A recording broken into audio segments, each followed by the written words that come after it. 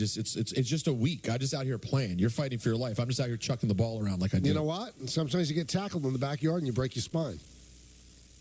I'd do it again. Even knowing what you know. Well, I thought I knew what I knew beforehand, but the Bengals lied. And I really hope they're out a first-round pick this year, at least. They should be crippled by the NFL for their misinformation and their lies. No other way around it. There's no way around it. The NFL has to maintain integrity. Now more than ever, with their being in bed with gambling, people already thinking the referees stink, and there's always things that are compromised, all the conspiracy theories. For a standalone game to have a quarterback clearly injured and it not be told to the public, whether betting public, fantasy public, or general public, not be told that, and then have him go down for the year with a non-contact injury. So clearly it was hurt in the game against Houston, in which Chris Long tweeted video showing the injury against Houston. At least a first-round pick. At least. If not allowed to participate in the draft at all. They have to come down as hard as anybody has come down on a team in league history so that they can distance themselves from any malfeasance. They have no choice. They have to cripple the Bengals franchise for this. Cripple them. Otherwise, they lose all face. So what are you going to do, Goodell? What are you going to do? You're going to come up with some yo-yo excuse? Oh, it was an intern that tweeted out the video. There was some misinformation. No. Cripple the franchise. Otherwise, you have zero integrity. Now, if those of you that might not know the specifics of what Don's saying, there was a picture that was tweeted out by Bengal social media of Burrow getting up the plane yesterday, and he had what looked like a soft cast on his right wrist. Then all of a sudden it was taken down. Because we always say the people that run social media, it's not Zach Taylor. It's not the owner of the Bengals. It's some kid. So he doesn't know what they're hiding. Now, in the past, I never saw a problem with hiding stuff just so the other team doesn't know. But once betting became legal, I mean, you owe it to the people that are betting. Now, Dave Portnoy owns Barstool. Has a lot of money. He's done very well in his life. Lot of money. And he actually bet $120,000 on the Bengals yesterday. He showed the receipt. And now he is filing a class action lawsuit against the Bengals and the NFL. He said that money should be refunded. He said, I would never bet $120,000 if I knew that Joe Burrow was not going to play. Right. So when you see that, Michael, and I'm sure he won't be the only one that'll file a class action suit, and even if the NFL were to win it, how does that look? How does that look for the NFL if they don't do anything about this? Now, like I said, I lost my three-point play. Who cares? We're not exchanging money. It's all for fun. And if you bet, there's always a large percentage of risk. So I get it. But I'm sorry, guys. You're suspending players for betting on basketball at the facility. Right? We've seen NFL players get suspended for just betting on other sports in the parking lot of the facility. And you're going to let this slide? Can't do it. Can't. So we can have a conversation about what should be done, but something has to be done, and it has to be significant. It's going to be interesting to see how they react. I mean, because the Bengals are going to lie and say, well, there was nothing wrong with his wrist. Now, the thing that Chris Long showed, Don, that was from the previous game? Yes, and apparently he claimed that he had tweeted it out earlier in the day, something's up with Burrow, and he showed, I guess he was looking at the all-22s, and you could see he followed through on a play. I don't know when it was against Houston, and he hit his hand and was holding his wrist as he left for the sideline. And then there's a still photograph of him with a wrap around his wrist, and then there was the video of him having some sort of a brace before the game. So there's enough evidence there to show that Cincinnati knew that he was compromised. And even before gambling was legal, guys, you were up for a fine or a loss of picks if you hit injuries. Yep. I mean, it happened to Bill Belichick all the time, to the point where one time he got banged with a fine. He was putting like 50 people on the injured list, even though they weren't hurt. So we could talk about it from the gambling aspect, but even before the gambling aspect, or at least the legal gambling aspect, it was against the rules in the NFL to hide injuries. And they clearly hit it, and it looks like they got caught, and it was also a self-inflicted wound if one of the pieces of evidence actually came from them. Yeah, it's not a good look. It's not a good look for the Bengals. It's a terrible look for the NFL. And again, the key part of this is they are in bed with gambling sites. They have official gambling sites. Everybody knows now everybody bets on every play of every game. So it's important to be forthright and tell people. Right. But now, it's funny because they bring in Browning, and at the beginning, he looked really good. And we always have our group text, and Peter said he's better than both quarterbacks in New York. It is amazing. But then he looked like both quarterbacks in New York after a while. Yeah. Couldn't get out of his own way. But those passes that he threw was pretty impressive because he was threading the needle. But they're done. Well, they're for done. a guy who hadn't done anything, that's obviously I was tongue in cheek when I tweeted that. But to see a guy come in a game and actually just throw the ball well against a solid Baltimore team, I was just like, why is it so hard for New York teams to get completions ever? It seems. Now that leads us this whole Burrow thing. You know, they're excited about Browning playing the next 7 games. No, they're not. Their season's over. Joe Burrow makes an incredible amount of money. Their season's over. Can't win with him. So that's one more team that's out of the mix that the Jets have to worry about. And we keep saying this, and Don always has a good counter. It's right there for the Jets. The only problem, Jets can't score. I saw a stat. Zach Wilson has thrown over 900 passes in his career. Only 2.1% of those passes have resulted in a touchdown. Now, do you think that's bad, Peter? Yes. It's the worst in NFL history. That is. Then you're saying yes, bad. Yeah, really bad. So he's the quarterback again. They're playing the Bills. They always seem like they have the Bills' number. Josh Allen has not been able to get out of his own way lately. No. You ring up a win here. This game is more important than the Dolphin game. Because I don't think they're going to win the division. But you keep piling up wins and you get to 9, I think they're in, Don. Yeah, but can they get to 9? I don't know. Not the way they're playing. Now, I think everything hinges on this week. Because I'm with you. Think about this. And not that Vegas is the end-all, be-all, but the Dolphins are playing the Raiders this week. And the Raiders took care of the Jets, and yet they're still a 13-point dog in Miami. It's like, so it just shows you that loss to the Raiders, it hurt because that's a team they're battling with for a wild card spot, but it's also a team that's not that great. That's one of the games you were supposed to get. Now, the Bills seem doable because they just fired their offensive coordinator, Dorsey. They have the Bills' number. Relatively speaking, I had Bills fans push back all that were. Josh Allen is 7-4 against the Jets. But think about that. Think about the Jets have been in recent years, and 4 of their wins, the handful that they've had in recent years, have come against Buffalo. And they almost beat them twice last year. So they got to win this week. But are they going to?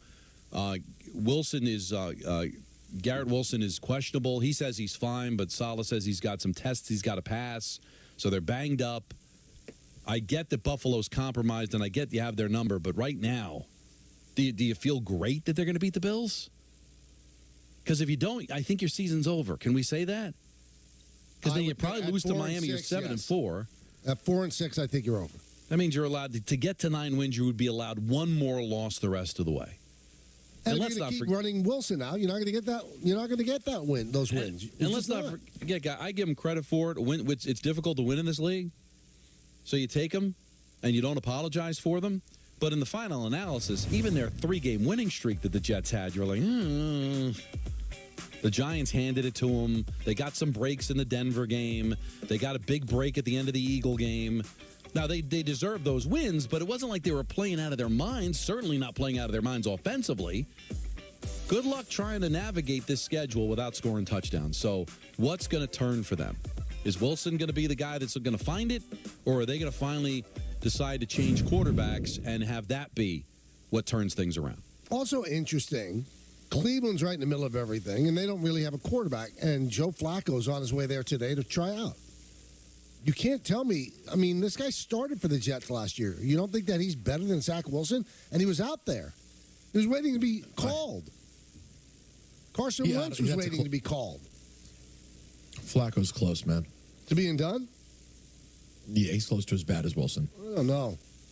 I mean, he's a professional, so you'd have to hope that there's something. But I never saw anything when he was here. Well, I don't think he's going to be starting anytime soon. You know, let's not forget Watson's been hurt all year. Hey, in this league, it seems like Don every week, so anyone could start with where we're at right now.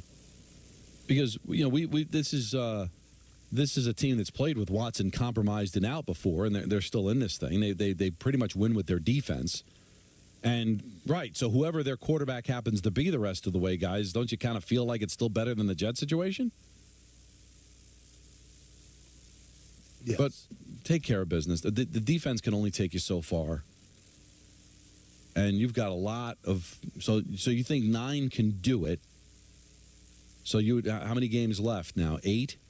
Yep. So they got to win 5 of the 8. 5 of the 8. So it doesn't look crazy. But that's what I'd be crazy kicking. when you can't score. But it just you're kicking yourself. Even with the injury to Rodgers, the feeling was that they still might be able to work this out, and they should have, because even with Zach, guys, just you look back at they could be in such command to make the playoffs and still very much alive for the division. Had they just taken care of the business? But you can't do it kicking field goals. Zach Taylor, according to Mike Garofalo, says the wrist wrap Joe Burrow was wearing on the Bengals plane was completely unrelated to the season-ending injury. Somewhat dubious. But all right, so I'll play along. Okay, so what was it related to, and why wasn't he on the injured list for that? I mean, a quarterback has a wrap around his wrist, and he's not on the injury report, even as expected to play. Like, not even a questionable, not even a probable, not on the list. And correct me if I'm wrong, guys. Non-contact injury. So it didn't look like the injury had taken place during the game. Now, I don't know. How far do you take it if the NFL with your investigation? You just take it out of hand?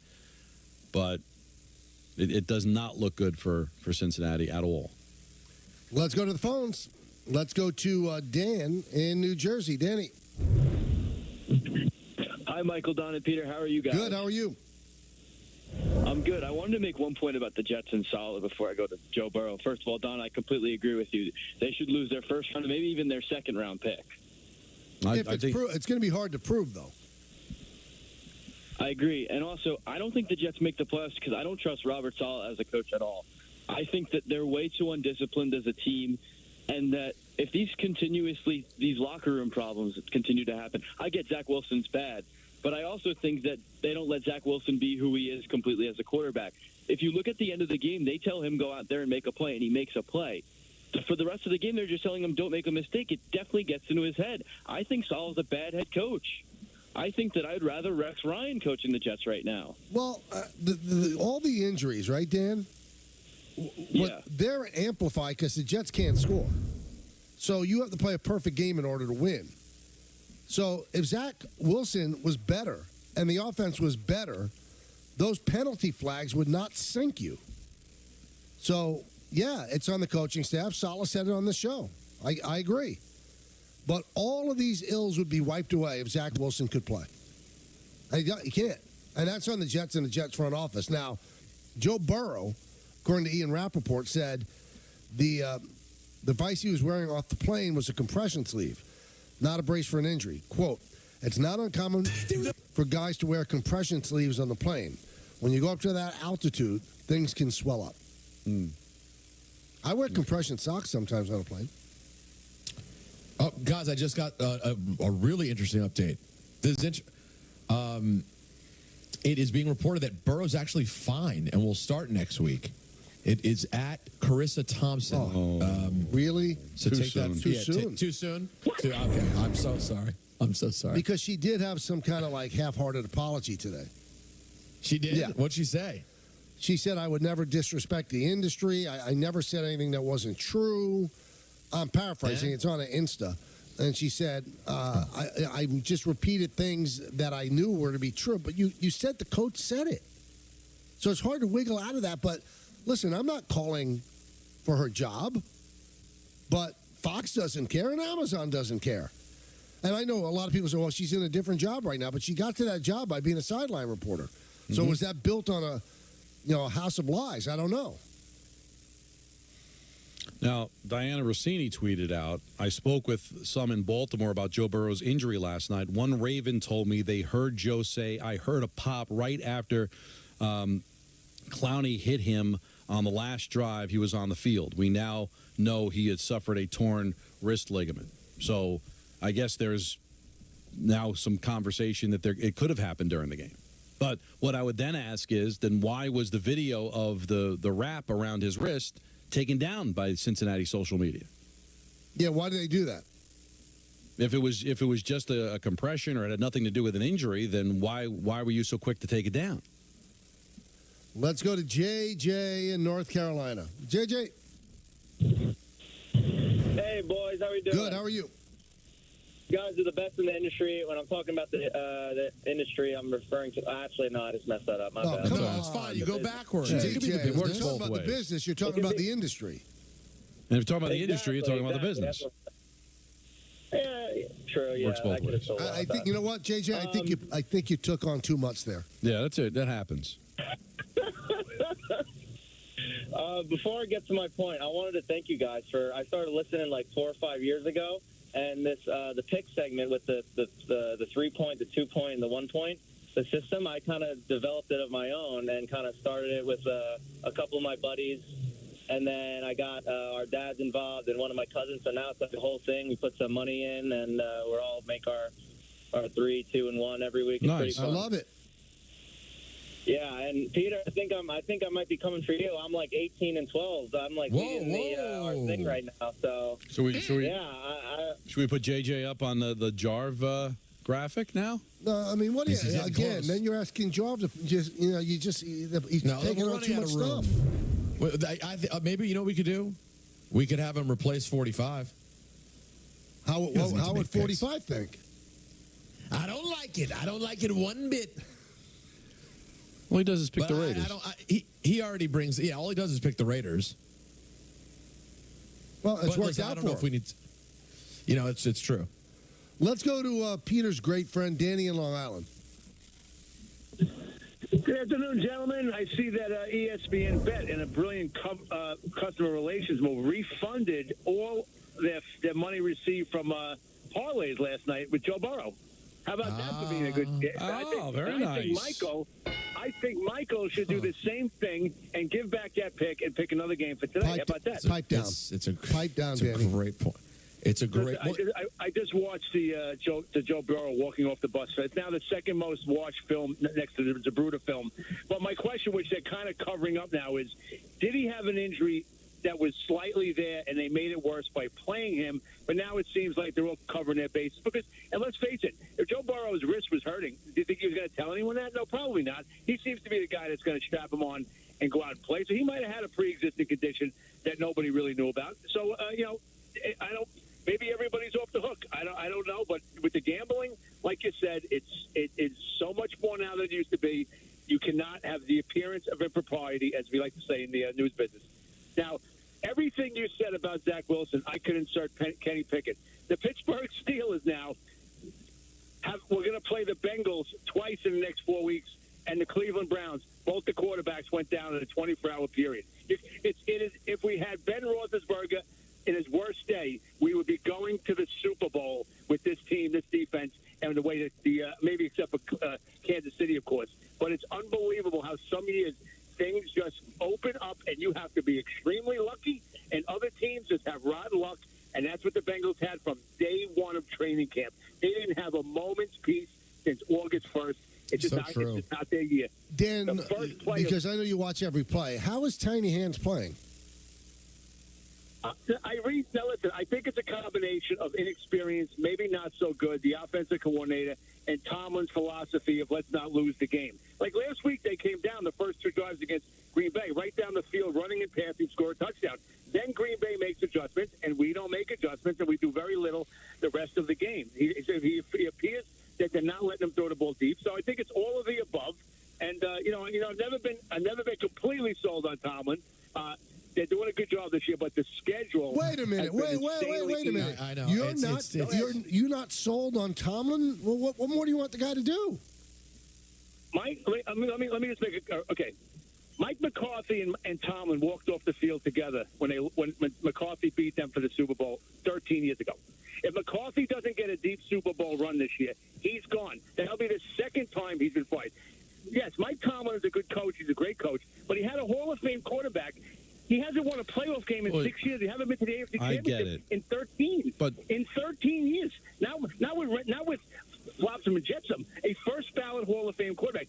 Did he create Le'Veon Bell, or did he? You know what I'm saying? There's a lot going on. Yes, they can get to 500 every year, but that isn't the goal. That's all I'm saying. But Danny, this is very Yankees fan of you. Yeah, but it kind of does feel that way. First of all, don't bring up McCarthy. He's had a ton of talent in the time he's been in Dallas. Say what you want about Prescott. He's still a good quarterback, tremendous offensive line, great running back, great wide receivers. They've got Parsons is going to go to the Hall of Fame on defense. Tons of guys. How many would they send? 8, 10 guys to the Pro Bowl every single year. Can't win a playoff game.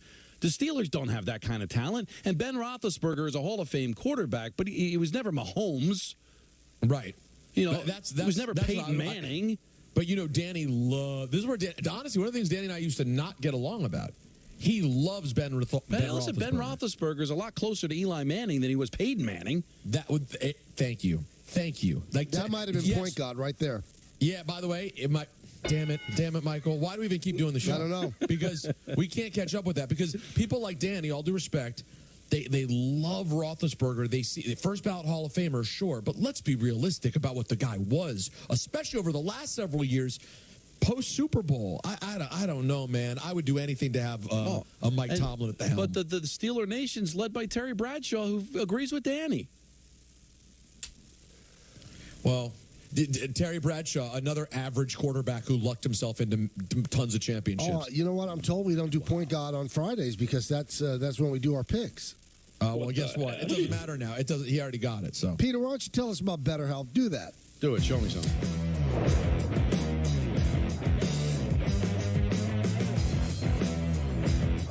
If you have health problems, you may think life insurance is hard to get. Colonial Penn has an easy solution. Guaranteed acceptance, whole life insurance. It's easy because you don't need a medical exam and there are no health questions. Visit colonialpenn.com for more information and a free gift.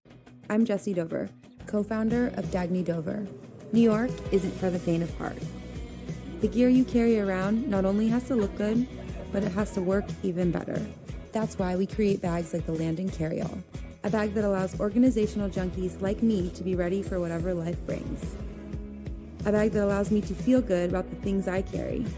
After all, this city is a reflection of who I am, purposeful, resilient, and ready to face whatever comes my way. With ButcherBox, you never have to worry about what's for dinner. We deliver grass-fed beef, organic free-range chicken, humanely raised pork, wild-caught seafood, and so much more. Get high-quality meat sourced from trusted partners with free shipping, always. Get a 10 to 14-pound turkey free in your first box. ButcherBox. We just shipped our millionth monthly coffee subscription box. We're sending custom thank you gifts to everyone on our team who helped us get there. I had to call Eric at Custom Ink. Custom Ink has been with us from the beginning, and he makes sure that we get everything we need and even reminds us of our own company milestones. This milestone, though, I get to tell him about. He is every bit as excited as we are and knows great quality products we can customize and send for the gifts. Celebrate all your milestones with custom gear. Get started today at customink.com. I needed something in the shop, comfortable. I wear Brunt boots, as you see, got them on my feet right now. Keeps you warm. It keeps you dry, triple layered comfort. Comfortable in the morning, comfortable in the afternoon. These feel kind of like sneakers. They're waterproof, durable. Been wearing them for over a year now. They're absolutely amazing. This is the only shoe I wear in here now. Brown boots are cool. Wearing Brunt boots, my feet, my back, and my legs don't hurt at the end of the day. Go online and try any of our gear on the job for 30 days, risk-free. All right, here we go. It's a big responsibility to be a designer. Dagny Dover is a bag brand based in New York City, founded by 3 women. We make hyper-functional, performance-driven bags. That's like a mouthful. We're all about getting the most out of life. When you're organized and you have your things together, you feel good. And when you feel good, you can live life intentionally. Oh, It's pronounced Dagny Dover. Dagny means new dawn. It's a new dawn for fashion. My oily hair was just controlling my life. I've always had a sensitive scalp and dry hair. My frizz was still out to here. And the pros quiz told me that hard water and air pollution are making my problems a lot worse. Pros sent me my custom formula with clean ingredients, specifically made for me. Now my hair is healthy, My scalp is finally happy. And it's completely transformed my hair.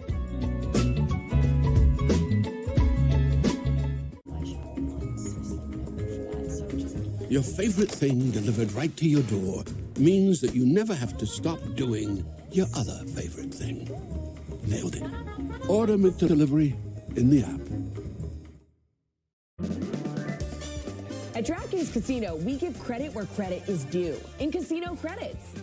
Sign up now and get a deposit match up to $500 in casino credits when you deposit $5 or more. Download America's #1 online casino app or play online today.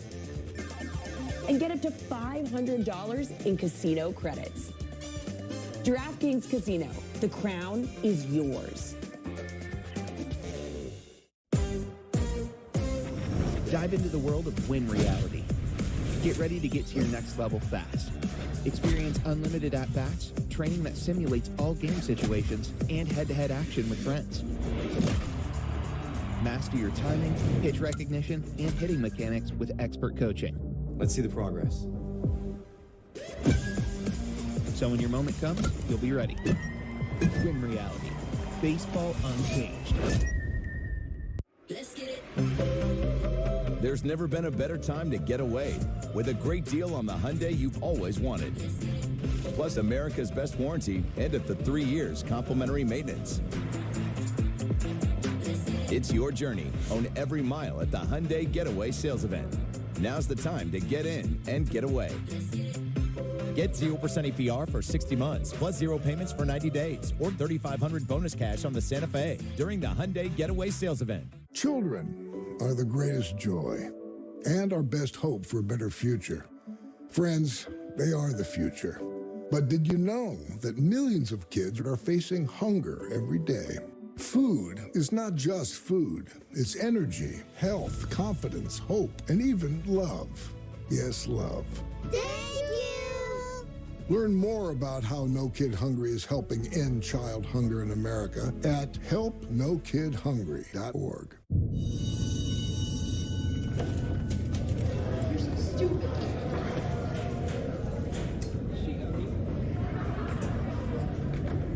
Please just leave me alone.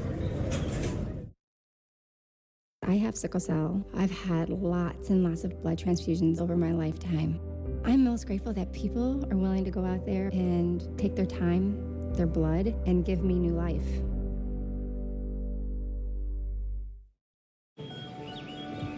Be right there. Wait. Use the shovel and bucket of water, remember? Drown, stir, drown, feel. Then make sure it's cool. Where'd you learn that? SmokeyBear.com. Brushed up on some tips before we left. Don't want to start a wildfire, right? Only you can prevent wildfires.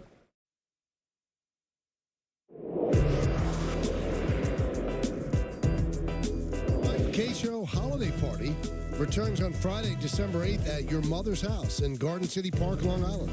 We're going to have plenty of giveaways for fans in attendance, including ticket packages from the Jets, Knicks, Rangers, and Islanders. Plus, special guest appearances by Amani Toomer, Rick DiPietro, and many more. So mark your calendar and get ready to spread some cheer at the Michael K. Show Holiday Party, Friday, December 8th at your mother's house in Garden City Park, Long Island. It's brought to you by the New York Islanders, Jake's 58 Casino Hotel, Yuengling Traditional Lager, and Flight by Yuengling, the perfect beers for the holiday season. Security Dodge, visit securitydodge.com and come get some selection and benefiting the Garden of Dreams Foundation. Joe Fortenbaugh. Fartnow. Yeah, there you go. He will join us at 3:45 to help us make picks. The line on the Bengals has changed, by the way. You think? Yeah. And for the record, I'd just like to say this. Please. I'm not going to make this argument Don, hear me out, okay? Yes. I'm not going to make this argument. But if I was going to make an argument about the picks and yesterday, it would not be that Michael shouldn't get his points. It would be that we should get the opportunity to pick again. Oh, get lost. I don't know. Don't see. You know what? Well, let him be. Let him be. Who, me or just let Michael be. You know, I should give him. I didn't say that. No, it'll all eventually come out in the wash.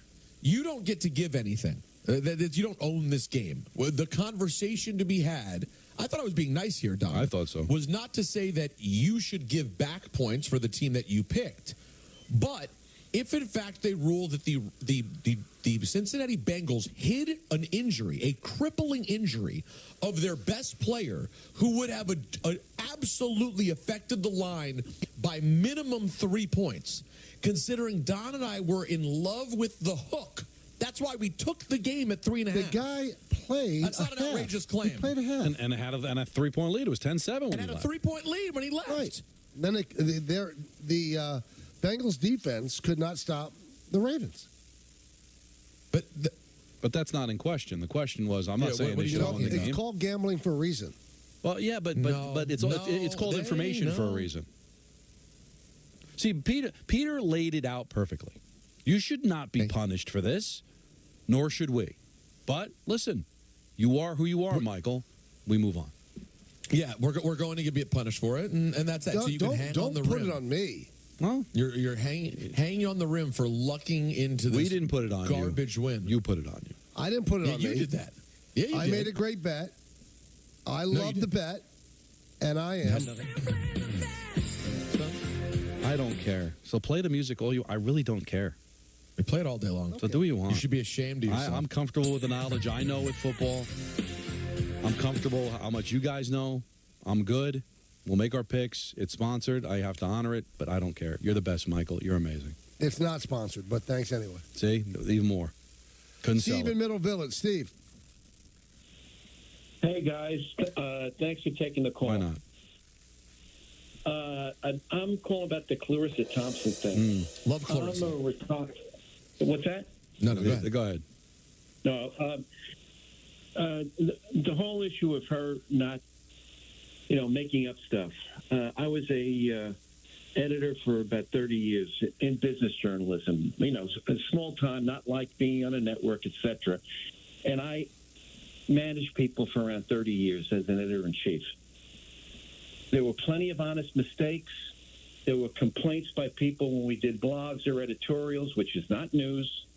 But in my opinion, if she worked for me and if it was my decision, I hate to say this, she'd either have to be suspended without pay, demoted in some way, or in the last case, fired. I don't know. It's very difficult to say that.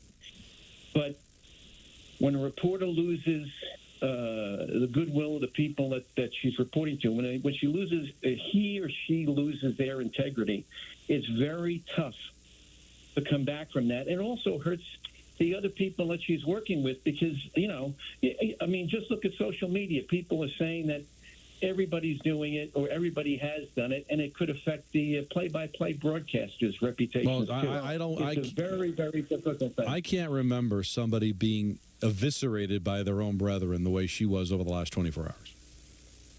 I mean, everyone came out of the woodwork to destroy her. Now, what does Amazon want to do? I mean, if they feel that their integrity is being damaged by having her on their broadcast, they're going to have to honor the contract. They can do what they want to do, but apparently they seem, hey, listen, it happened 15 years ago. They don't seem to care. Now, how wrong would it be if they now all of a sudden react to the reaction from everybody else?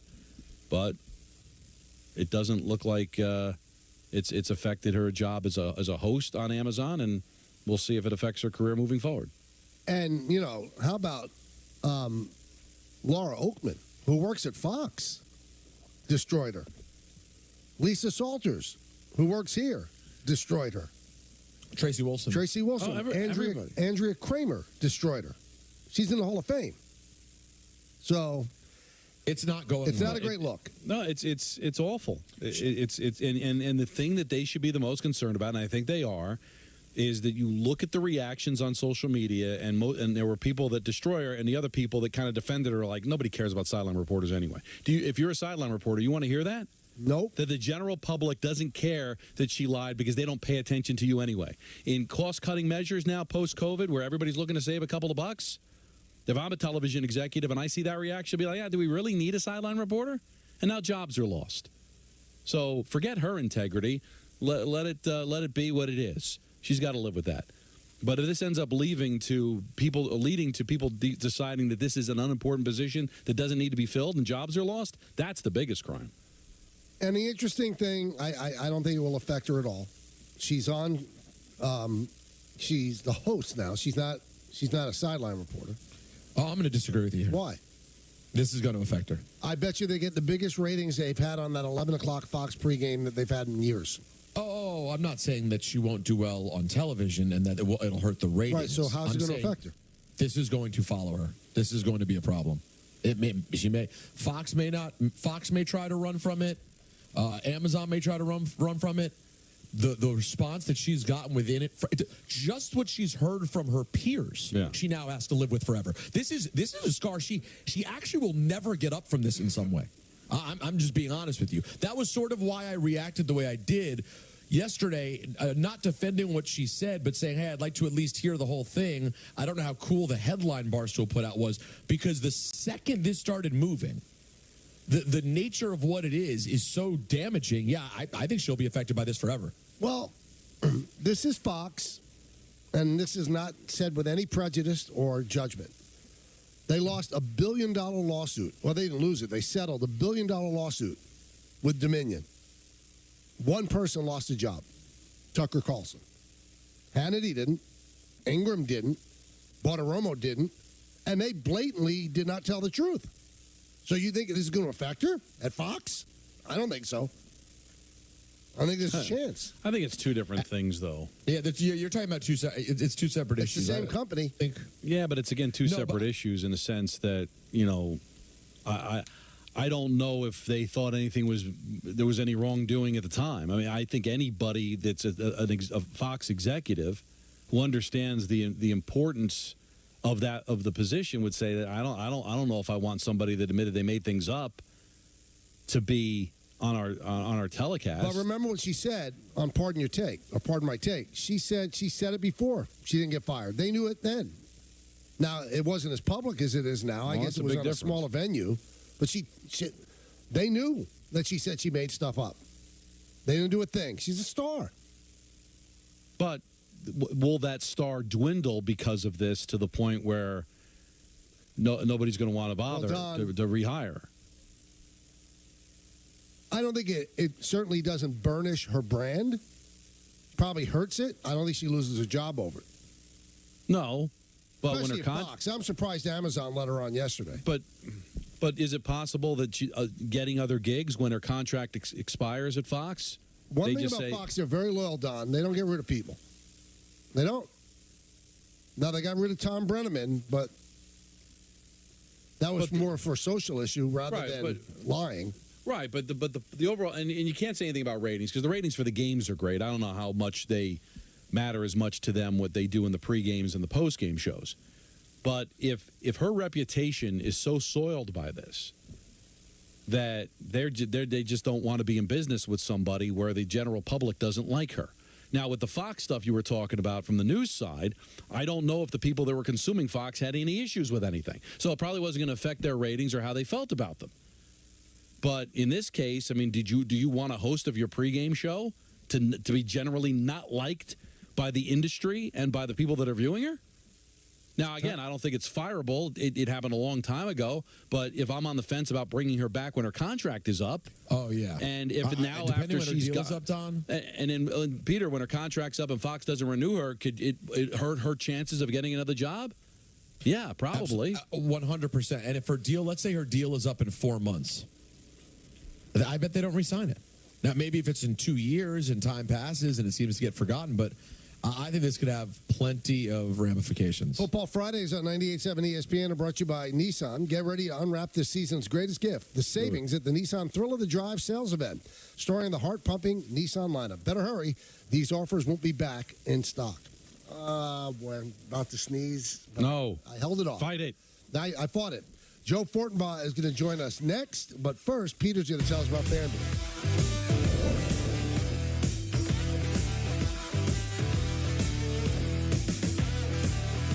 I'm Jessie Dover, co-founder of Dagny Dover.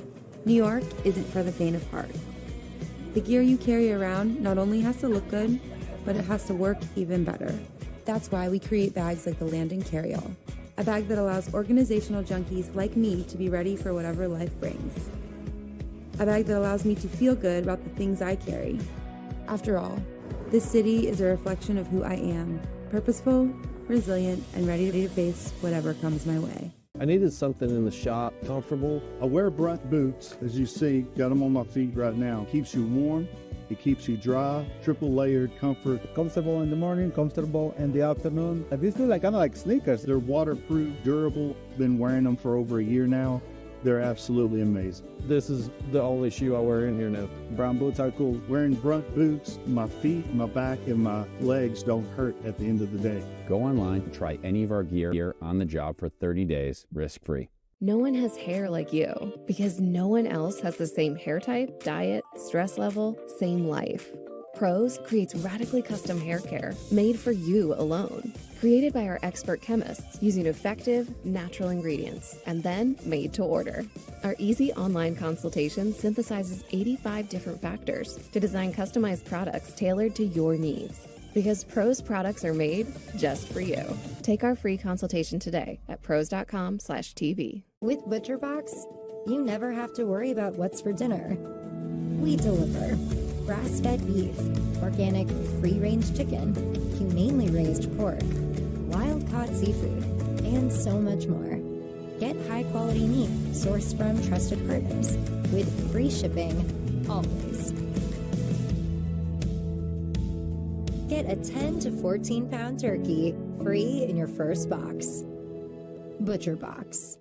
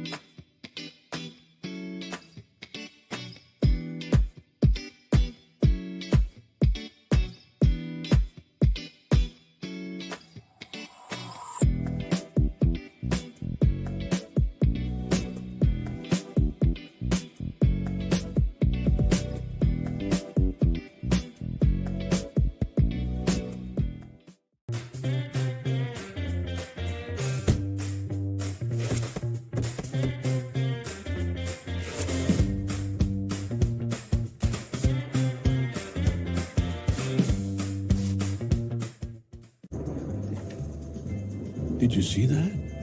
Yep. Looks like rain. Also looks like McDelivery. Order McDelivery in the app.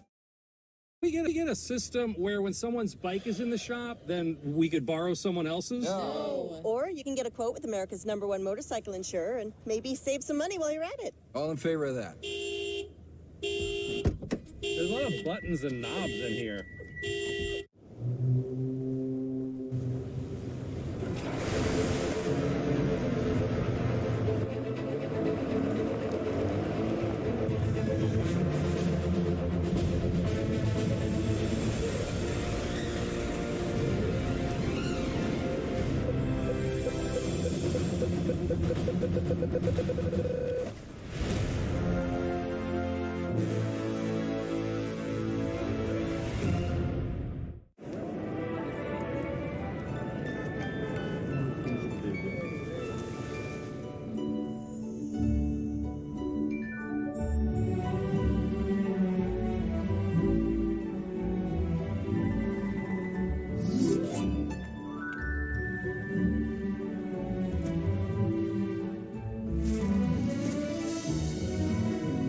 Giving is in the air. Gift up to $1 million with holiday scratch-off games from the New York Lottery. I have sickle cell. I've had lots and lots of blood transfusions over my lifetime.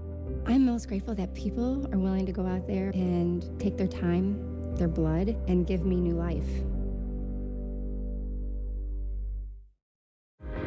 New Yorkers have an answer for everything, but in the face of an emergency or disruption, we could all stand to be more prepared. With Notify NYC, you can get hyper-local, verified alerts from the city of New York, telling you about what's happening directly around you and what you should do about it. And maybe give a friend a helping hand. Get ready with Notify NYC. For more information and to sign up, visit nyc.gov/notify or call 311 or download the Notify NYC app. This year, celebrate Vote Early Day. And make your voice heard. Each year, the amount of people voting early grows. And in 2023, millions of Americans can vote early. In person. By dropping off their ballot. Or mailing it in. Share your voice in important state and local elections. Election day is the last day to cast your ballot. So the question isn't why vote early. It's why wait. Join the celebration and find out how you can vote early at voteearlyday.org.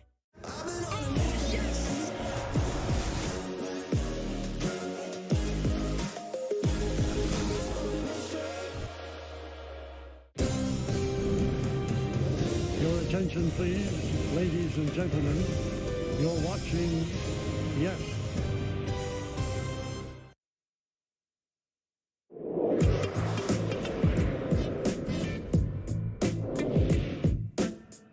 Welcome back to the show, everybody. Friday at this time, we talked to the great Joe Fortenbaugh. 19-9-2, college. Kissing your sister 17-17-2 in the pros. But we start off, Joe, and thank you for coming on. We start off with this question. If you had the Bengals yesterday, how upset would you be? I had Burrow for MVP, and after I placed that bet, they went 1-2, and he got ruled out for the season. So I do feel partially responsible for everything that's happened here by putting the mush all over him. In terms of yesterday, I mean, this is the way the business works, right? And this is where we have to educate a lot of the people that are just getting into this for the first time. You know, yeah, Mark Andrews went down with an injury, and for the sports books that are refunding those bets, it's nice, but that's not how the world works. You know, if you had the Bengals last night and then Burrow ends up getting hurt, it's not how the world works. Now, when it comes to the injury designation and the wrist injury prior to the game, and I think that's the question you're asking me here, I'd be a little bit peeved because you know what? This isn't in the shadows anymore, all right? We have legalized it for the most part as a country. The league's embracing it. The networks are embracing it. It's time for the injury reports to be above board. I don't need every detail, but I can't be under the impression he's fine, and it turns out he's anything but fine. Arthur Smith doing this nonsense with Bijan Robinson a few weeks back. We're watching the game. You drafted the kid in the top 10. You're not giving him the ball. What the hell's going on? Oh, yeah, he was sick. Well, why isn't it on the injury report? You had plenty of time to report this. You left it off for a reason. So I think the NFL's got to clean this up. But the bigger problem, gentlemen, is the NBA. The NBA with this stuff where an hour before tip, Jaylen Brown and Kristaps Porzingis are getting ruled out. Like, what the hell's going on there? Like, at least in the morning, let us know there's the possibility. I know you're still trying to get people in the building, people to pay for parking and all this stuff, but these late scratches an hour out when no one knows what's going on, it's killing everything. Yeah, it's so weird, Joe, because I know hockey's not a big a sport that you bet on, but you can bet on it. You know, and I do play-by-play for the Rangers, filling in for Kenny Albert, and I can't tell you how many times they just won't tell us who the starting goaltender is. And eventually you're going to find out, but usually sometimes it's not minutes before the game starts. Now, I'm not saying the coach has to care about that, but pre-gamble legalization, yeah, you don't have a kick coming. But now when the Dasher boards have sponsorships for FanDuel and BetMGM and all that, you just wonder at what point do you finally just admit there's a relationship, and coaches and general managers and teams have to take that kind of stuff into consideration. 100%. There's websites dedicated to the starting goaltender announcement, trying to stay on top of it so gamblers can get an edge or fantasy players can get an edge, right? We want to know who that's going to be. College football is a complete nightmare trying to figure out who's going to play. You can see 6-point movements right at kickoff because 3 guys are going to be suspended. No one knew anything about it. They don't have to announce any of that. And then back to hockey, it's already difficult when a guy's listed with a lower body injury. Like, what's that? Upper body injury. What's that? How am I supposed to know what that is? You know, thank you for the general idea of the injury, but there's a lot that goes on with lower body injuries. Am I right? And please do not take offense to this. But before it was legal, the feeling was, we don't care about those degenerate gamblers. We don't. They're illegal. They're committing crime. We don't care about that. But now you're in bed with them. They are partners. Yeah, so you can't even. Not that was the right thought to have but that was something they were able to get away with. They can't possibly get away with. So you essentially just called Joe offense. I look at that as a compliment. Thank you very much. He called you a degenerate. No, that was sad. You know, Joe. You know what I'm talking about. I appreciate that. Happy holidays to you guys as well. All right, Joe. What are your college picks? 4 of them for you this week. Ugly in a couple of these. Hold your nose here. Michigan State plus 3.5 over Indiana. I got to be honest, we don't like a lot about Michigan State, but what do you like about Indiana? They favored? We've seen Indiana favored maybe I think it's like 5 times over their last 30 or so games. They've covered maybe 2 spreads. Them as a favorite is a very difficult spot to be in. Michigan State better on defense. Michigan State better running the ball. Give me Sparty plus 3.5. Number 2, Old Dominion plus 6 over Georgia Southern. OD undervalued here. They got blown out by Liberty last week. 4-6 on the season, competing for bowl eligibility. They are 6-4 against the number, and they played very competitive in games against Wake Forest, Coastal Carolina. There's a few others on there. I know people think, well, what's he talking about? Wake Forest. That's a step up for a team like OD. Okay, on the other side, Georgia Southern, bookmakers set these prices. They don't cover spreads. I think they've missed 4 of their last 6 or something to that effect. So value there on Old Dominion plus the 6. I'll lay 1 with Arizona over Utah.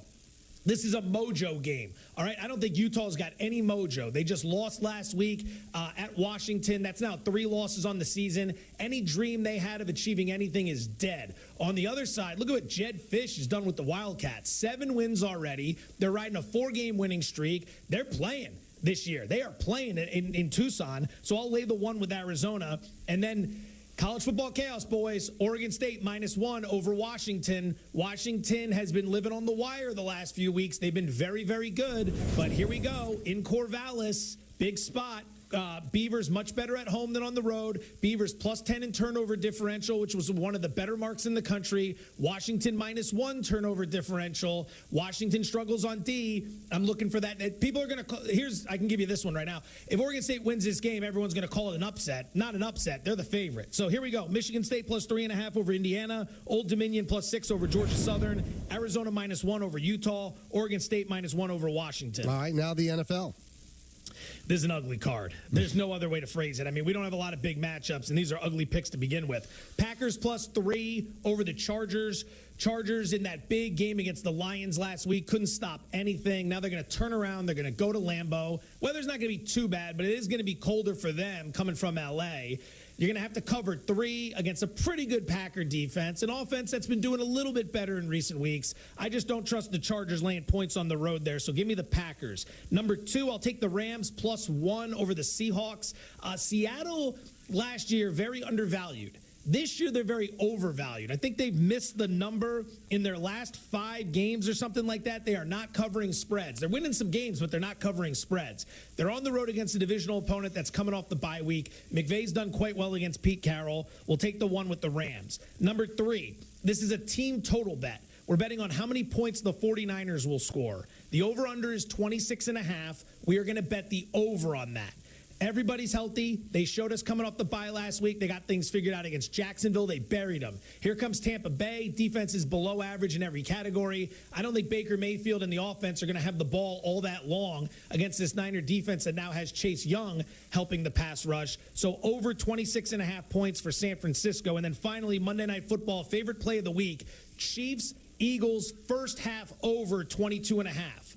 I know it's specific, but the bookmakers set this total at like 45, 45.5. Primetime unders have been a big thing. Chief unders have been a big thing because their offense is down and their defense is up. But here's the thing about that. The bookmakers will take this total and they'll just basically chop it in half. All right, total's 45. We'll go 22.5 first half, 22.5 second half. There you go. Well, the Chiefs are a very different team in the first half than the second half. Second half, they're scoring fewer points than anybody in the NFL. Chiefs are dead last in that category. First half, number 2 in the NFL in scoring. Both teams are coming off the bye. I think they'll have some good scripts early in the game to hang some points. So we're going to go Chiefs, Eagles, Monday Night Football, first half over 22.5 to go with Packers +3, Rams +1, and the Niner team total over 26.5. All right, these do not count as your bets. Jets and the Giants. So the Giants took some sharp money this week. It was very interesting. They sure did. It got to 10. Is that Peter Rosenberg right there? Yeah. No, I'm here. I listen. Michael and I have been fighting a lot this week about the Giants Commanders game. He likes the Giants to win outright. I believe he's absolutely lost his mind. And I'm trying to figure out where the sharp money's coming in and why. Because you can tell it came in. All right, so let's look at the look-ahead line, right? This is the best way to try to figure this out sometimes. The look-ahead line is a point spread that comes out every Wednesday here in Las Vegas. But it's not Wednesday for the upcoming week's games. It's Wednesday for the following week's games. So it's like 10 days out, 11 days out. So what you do is you take the look-ahead, then you watch what happens on Sunday, then you see the new point spread that comes out and you compare it. Sometimes there's a big injury, so that'll affect the line. But sometimes you'll see the overreaction to what just happened. And we saw that with the Giants. The look-ahead line was Washington -8. The Giants go out and look absolutely dreadful against the Cowboys, and it jumps up to 10, key number at 10. So the wise guys see that, and they're thinking to themselves, all right, there's some value here. It's a key number. It's up to 10. Washington covering 10 points, as bad as the Giants are. I mean, Washington covering 10, they could fall on themselves in this game. Divisional rivalry, so boom, they jump on the 10 and they knock it all the way down to about 7.5. So not really any value there right now. I'd imagine Washington teasers will be quite popular, but that's what happened with the line move in that game. And the Jets? So I was looking a little bit to the Bills here. It's still dancing around 7. I am of the belief that with what happened and the firing of Ken Dorsey, that's going to put a lot of guys in front of the mirror looking at themselves, holding themselves accountable. Dorsey got fired, but it's not his fault there were 12 guys out there for the kick block. Dorsey got fired. It's not his fault Josh Allen can't stop turning the ball over left and right, or that James Cook fumbles it on the first play of the game, or that the defense couldn't get a stop at the end. This is on everybody. And while they could wallow in their own self-pity and feel bad for themselves, I think they're going to look around and see that Burrow's done for the year. Mark Andrews just got hurt. There's still enough season left where they could climb into a wild card and maybe make something happen. The Jets' offense is tough to get behind. Like, if you fall behind in this game, you got to start throwing the ball all over the field. I don't know if they have it. So it's a little bit of a lean to Buffalo, but it's not a play I love. No, can you get odds on whether the Jets score a touchdown or not?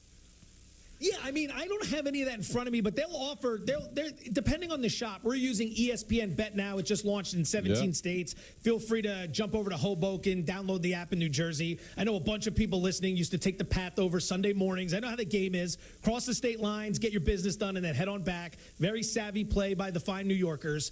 But I would say, I don't know, I haven't seen anything up on that yet. But in terms of unique Jet props, yeah, some will be out there. I'm going to try to create one for the app now that we're working with these guys. I'm going to try to create one for Friday's game next week against Miami. I'm thinking about combining punts and sacks and betting an over on it.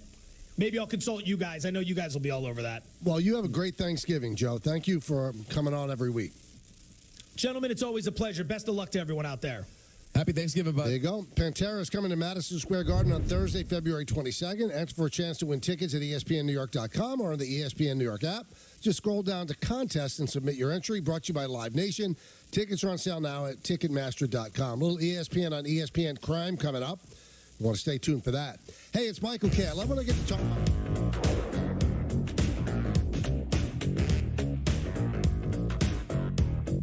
These jeans are woman size 34. That was a wake-up call for me. I'm 42, but my body felt like it was 90 years old. Found paired me with a team of clinicians and found the right medication. I'm down 78 pounds because of Found, and I'm just getting started. And because of Found, I have more confidence in myself. I'm actually in photos with my family. I'm getting my steps in each day. Found has changed my life. Go to joinfound.com just to see if the program's right for you. No one has hair like you because no one else has the same hair type, diet, stress level, same life.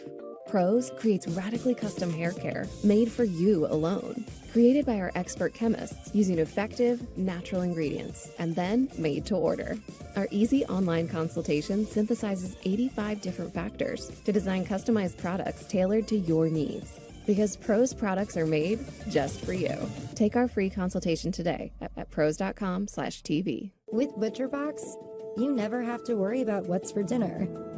We deliver grass-fed beef, organic, free-range chicken, humanely raised pork, wild-caught seafood, and so much more. Get high-quality meat sourced from trusted partners with free shipping, always. Get a 10 to 14-pound turkey free in your first box. ButcherBox. It started when he ordered his Brunt work boots. He's going on about how they're comfortable as sneakers, but he never takes them off. With his buddies at night, I caught him in the shower, and he just goes, "What? They're waterproof." Brunt, the tools you wear.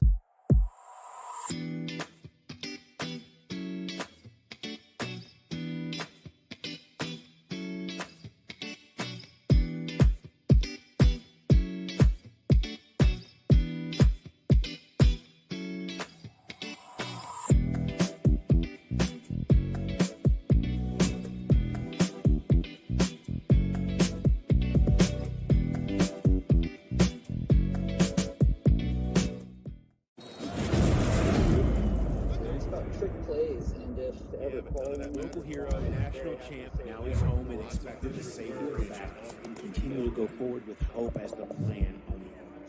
What's up, guys? I wish this was in person so I could buy each and one of you a beer or something. Let's play the game. Hey guys, am I dreaming or can we actually win this thing?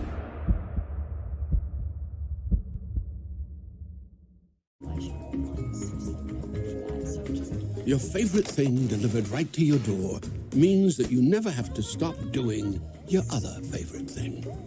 Nailed it. Order McDelivery in the app. Day Tucson, now during the Hyundai Getaway Sales Event.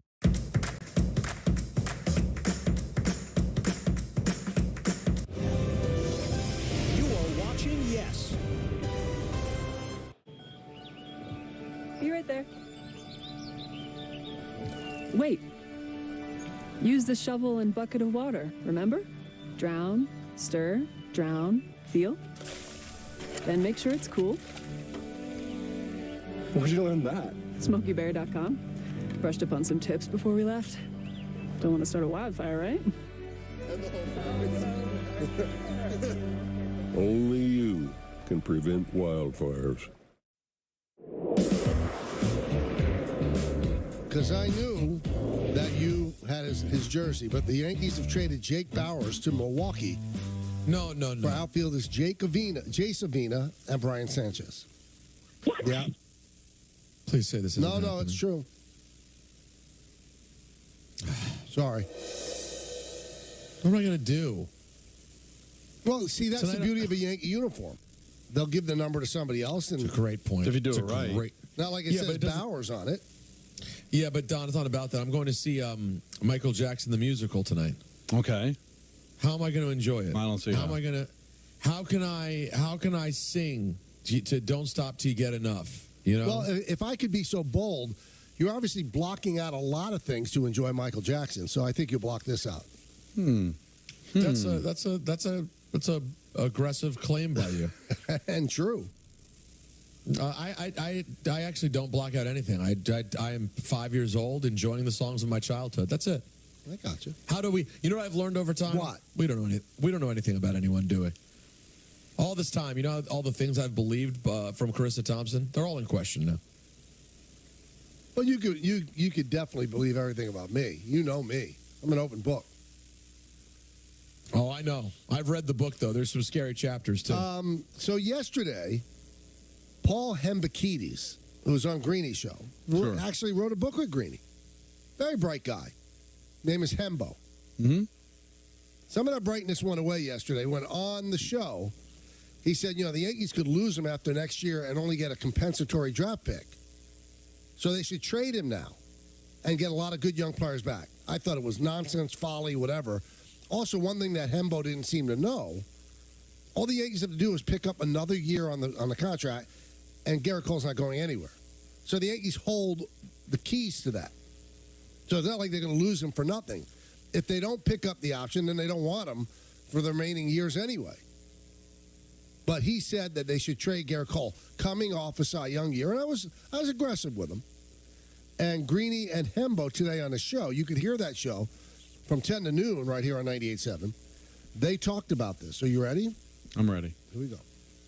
That didn't sound that angry. No, he was just very. There was a lot of agitation in his voice. Well, Michael is easily agitated. I mean, if you know Michael, you know, and you are one who tends to wear on people. So that combination is like a ticking time bomb. Right. You put you and Michael Kay alone in a room together, I guarantee you, he's going to want to kill you in 5 minutes. Yes, I'm the agitatee. Well, they didn't say I was wrong. Now, also during the discussion yesterday, I think Peter, you said you more than hinted that Hembo might enjoy an occasional bouvange, right? No. Not quite the opposite. No. The opposite. I said based on hearing him, his voice quality sounds like someone who would never partake in the bouvange. All right, so they addressed that. Here we go. He is suggesting that you have never said, pass the blunt. And my question to you is, do you even know what that means? I mean, I know what it means, I think, like pejoratively, but I've obviously never said that or seen that. What do you mean pejoratively? Well, I've never... know if someone says, pass the blunt, do you know what that means? Yeah, I mean, yes, I assume that means someone is smoking something and is asking me if I'd like to partake. What is that something? I assume marijuana? Right. You assume correctly. Okay. So let's dive out of what a blunt is. Okay. And let's get into the fact that, is he right that you've never said those words out loud? He is 100% right. Have you ever heard them spoken in your presence? No. No one has ever had occasion to say that in a room in which you were sitting? No, for sure not. You went to college, you've lived your life, and that has never come up around You've not found a more straight-edge person than I. Other than me, Hembo. That's why we get along. Peter, you were right. I nailed it, and I love Greeny's investigative work there. But I'm going to disagree, Michael. I actually think he sounds way more extremely nerdy than you. Like, I don't believe that you've never been at a party where someone was smoking weed. But I've told you this before, and you got really mad. If I was in a party in college and I smelled it, I left. No, that doesn't get me mad. It makes me think you're insane. No, because I always felt, because back then it mattered, that, hey, one day I might run for president. Which, by the way, so many things to dissect here. But my point is, as time went on and you were no longer a freako who thought this would mess up your potential presidential bid, after that, I'm sure you calmed down and have been at parties where people are outside smoking weed. No, I don't want to be there. You've never been to a party where anyone is partaking in marijuana either. You're just like Hembo. If they do, I'll either leave or I'll move to another room. Especially when it was illegal. I thought it's kind of aggressive to make people smell that when it's illegal. But he's kind of ducking my question, isn't he? He is. How am I ducking your question? Because he literally is so... Hembo was so foreign to it that he didn't know what the words meant. Well, I know what the words mean. So he's nerdier than me. You're right. Thank you. You've been in a setting. You may not want to admit it now. It may have been outside. You may have been in the living room and people were out on the deck, but you've been there before. I'm sorry. Right. Is that going to reflect badly on the Yankees? You wouldn't call the police when it was illegal, would you? No. I would snitch to the, what do they call the person in the dorm? Oh, my God. The RA. You might want to go down to... You would call the RA? No, if I was there and then I was leaving, I might pass by the RA. You might want to check out Suite 108. Also, our buddy Ryan Hurley just texted me this morning on Greeny. Hembo said he's never seen an episode of SNL or Goodfellas. Or Goodfellas. No, he's a very uninteresting person. He's never seen one Scorsese film. I wouldn't hang with. Why would you say? Why would you take that leap? He's just never seen Goodfellas. I am told. Oh, he said never a Scorsese film. Never a Scorsese. Yeah. But by the way, if you're of his age, Michael, and you haven't seen Goodfellas, that means you haven't seen any. That would be the Don. That would be the one. Yeah. So of the younger age range. Well, why are you proud of it? Like why would I don't know. Also, 47 years you've avoided SNL. Yeah, I wouldn't hang with him. He's a bore. By the way, Don, I'm not going to say who I heard from. Okay. But I have it on good authority, confirmation that Michael has in fact been. This is according to a very reliable source, factually, Michael has been partying in situations where Boubange was being toked. Yep. It just came in, Don, on the trusty old text Well, message. I'm going to need a name. I can't tell you. Well, we can assume. Oh, wait, hold on. The person has followed up with and said that he made that up. Now, the question... See, but Don, here's my question. Did the person make it up, or did he get scared? Why are you texting Carissa Thompson? I think he got scared. Jokes must be great. Oh, Carissa. She's always making up wacky things. But I don't. But Michael's been hammered before. He almost had like alcohol poisoning at one point. So like, what are we doing? What are we doing? Who are you to judge these people, Michael? I'm not judging anybody. I just judge myself. That's right. Well, why I would assume Hembo probably was never drunk before. Who, Hembo? Yeah. The room that I was in the most, that had the most pot or marijuana. Yeah. Madison Square Garden. Yeah. Madison Square Garden for, what was it, Jay-Z and Kanye West had a concert? Did they have a concert together? Yes, yeah, I went to that. It was Watch the Throne. It was unbelievable. It was like a mushroom cloud. Now, real quick, Don, we've heard all the stories of Michael's 20s, spending those days, those summer nights in the Hamptons. But I hang out with like-minded people. But I have a question. Was there fun being had and women there? Yes. So then someone was smoking Boubange. No. My friends are like-minded. There was drinking, as Don said, going on. But no one in the 90s, no one was picking up. Listen, when you're in a Hamptons house, Peter, you choose the people you want to be with. And you go into a house together. So we had 10 guys. Yeah, but you guys didn't go to other people's houses and party? Or meet anyone else? Or just Don, what about just being on the beach at night? We had the home white pinstripes most of the time. We didn't wear the road grays. You didn't like to wear the road grays? No, we didn't really. Well, okay. Yeah. Well, if you were playing mostly at home, then... But he judges these people, and yet he'll get hammered with alcohol. No more. But then... And were you always over 21? Why are you taking that leap? I'm not judging anybody. I just don't do it. Hey, Don, you're not going to believe this.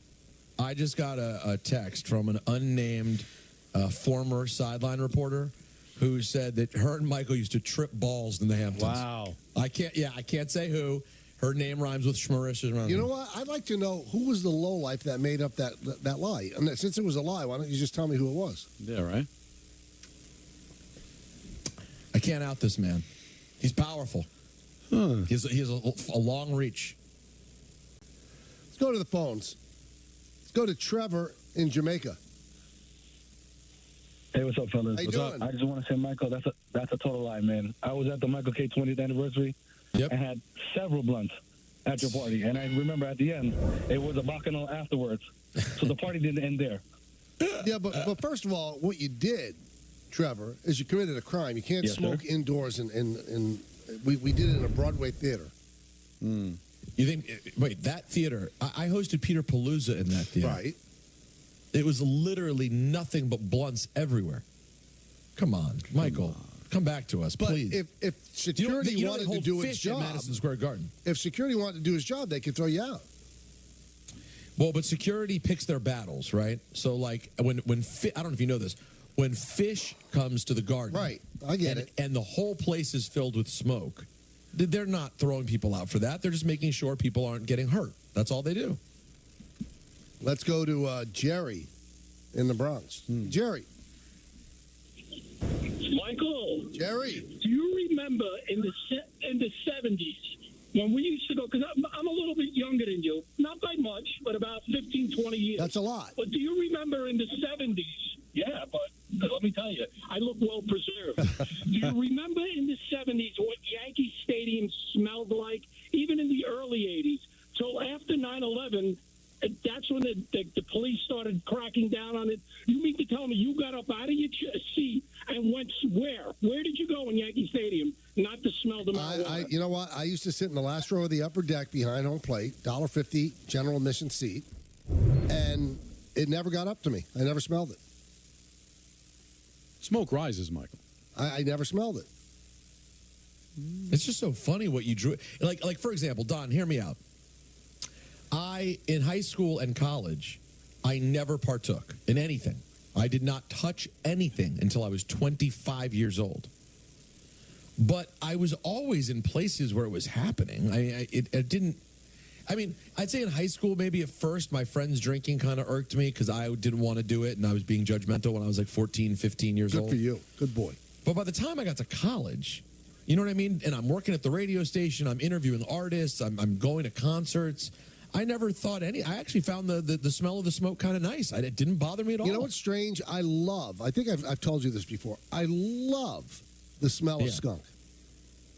Weird. You mean skunk weed? No, the pot. just skunk. It was skunk pot. Like when I'd be driving down the Sprain, up the Sprain Highway, right? Parkway. And I'd smell like a really strong skunk odor.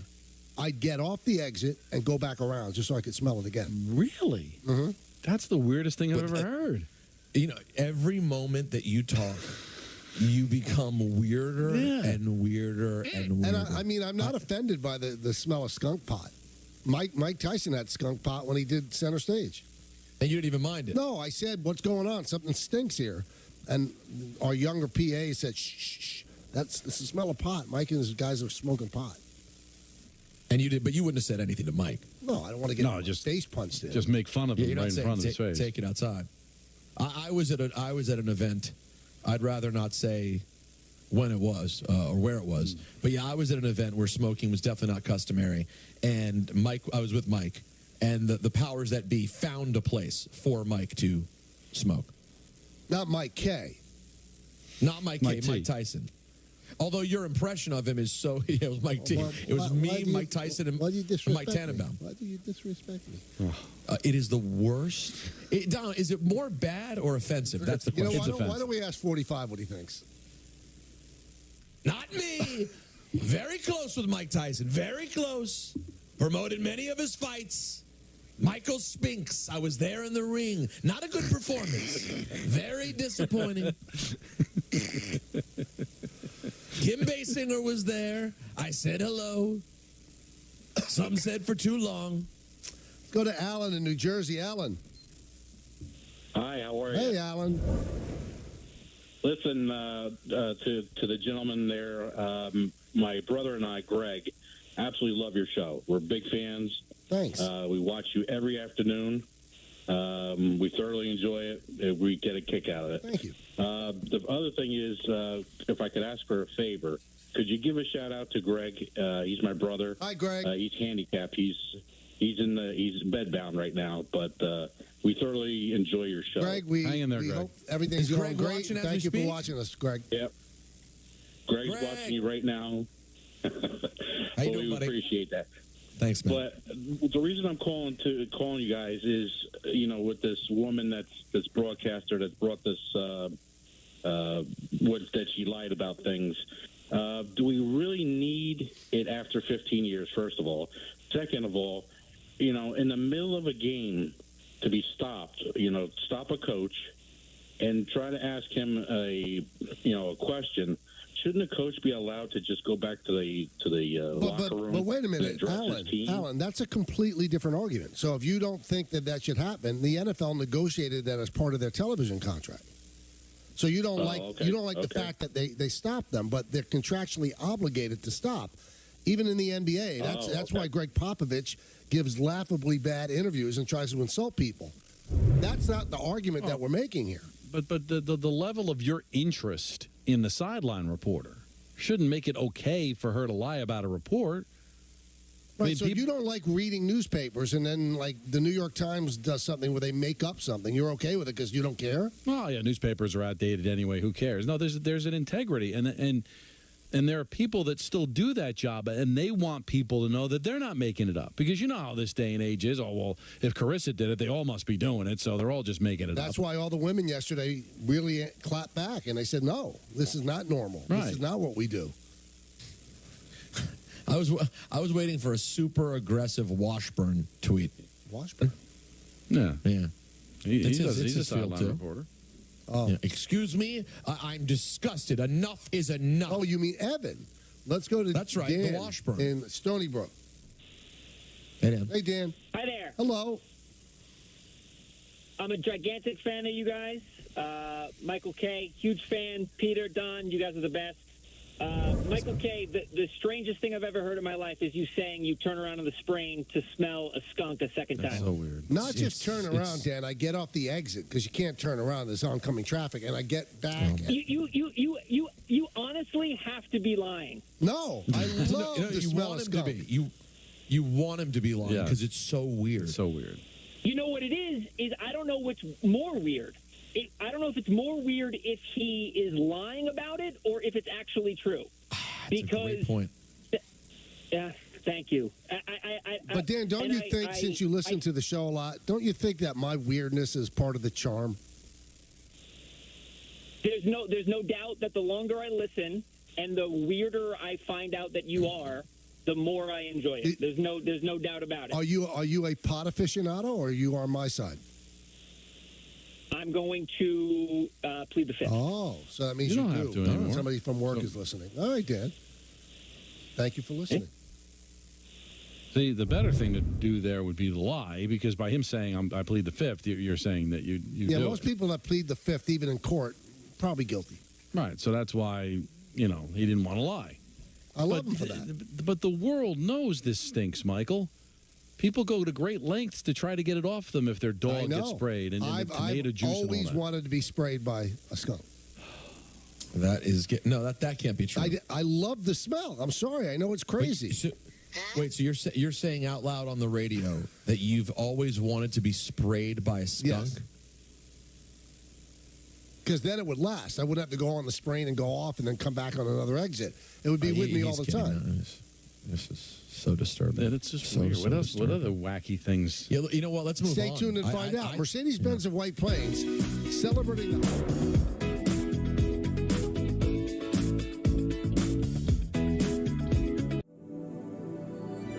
The path to business success is often unpredictable. Managing your bank account doesn't need to be. Find your flow with powerfully smooth banking that keeps you focused on bringing your vision to life. Wherever your company goes, Mercury is there with banking products like checking and savings accounts, debit and credit cards, wire transfers, and financing, all designed to scale with your company. See everything your restaurant can do with tools from Square. Get a POS that connects to a KDS so you can handle orders ASAP. Reach more customers with online ordering and QR codes. Use pocket-sized hardware so you can turn tables faster. And get one account for everything so you can take care of it all and take it easy too. Get your all-in-one restaurant system and sign up at square.com today. All right, here we go. It's a big responsibility to be a designer. Dagny Dover is a bag brand based in New York City, founded by 3 women. We make hyper-functional, performance-driven bags. That's like a mouthful. We're all about getting the most out of life. When you're organized and you have your things together, you feel good. And when you feel good, you can live life intentionally. Oh, it's pronounced Dagny Dover. Dagny means new dawn. It's a new dawn for fashion. Pros knows that your hair is unique to you. I've got curly hair. That's also fine. Working out makes my hair lose definition. Oily roots, but with dry ends. Heat damage is always on my mind. Pros looks at over 85 different factors about your hair, lifestyle, and goals when designing your custom made-to-order formula. Using natural and effective ingredients for your best hair yet. Hair care that's made just for me. Take our free consultation today at pros.com/TV. Welcome to the Athletic Basketball Show. Folks, the league is in absolute chaos. Players going off pretty much every other playing picture that, when it clears, could leave a few future Hall of Famers. It might all come down to some rookie taking free throws. Scoring is on pace to break the all. Got the young guys.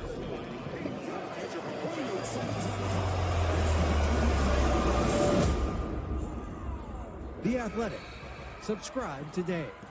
If something happens to you, life insurance could make a big difference to your family. But if you have health problems, you may think it's hard to get. Colonial Penn has an easy solution. Guaranteed acceptance whole life insurance. It's easy because you don't need a medical exam and there are no health questions. As long as you're between the ages of 50 and 85, in most states you can't be turned down. Options start at $9.95 a month, 35 cents a day.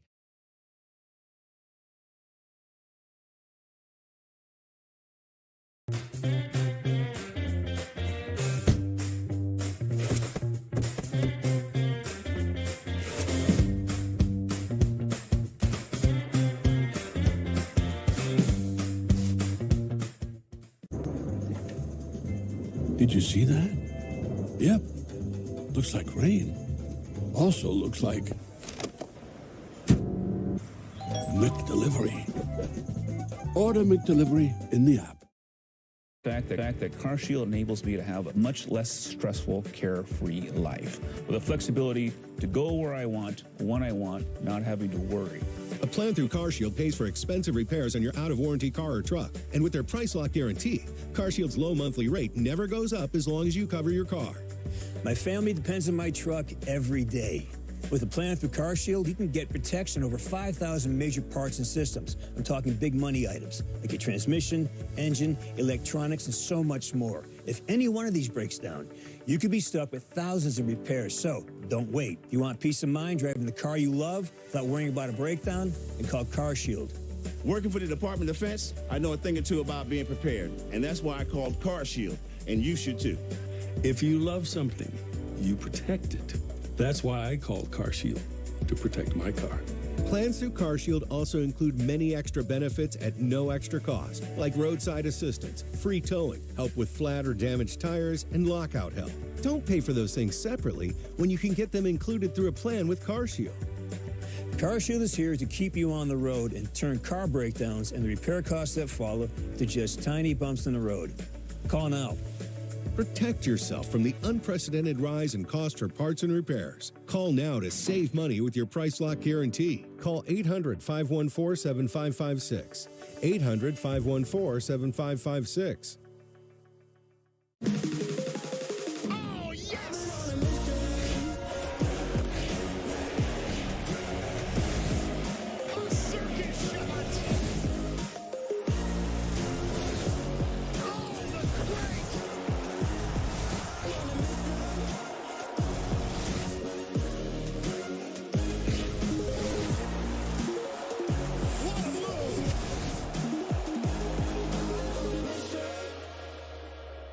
The Library of Congress invites you to visit the revamped Veterans History Project website, where firsthand accounts shared by U.S. military veterans are accessible to the public.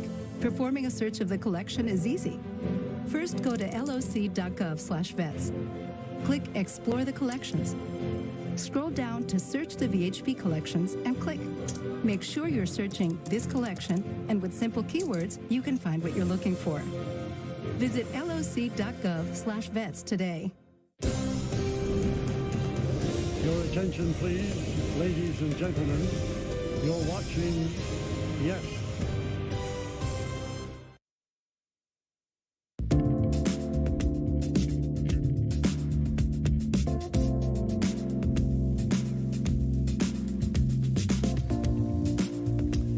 Well, Football Fridays on 98.7 ESPN, brought to you by Bet365. Whatever the score, whatever the moment, it's never ordinary at Bet365.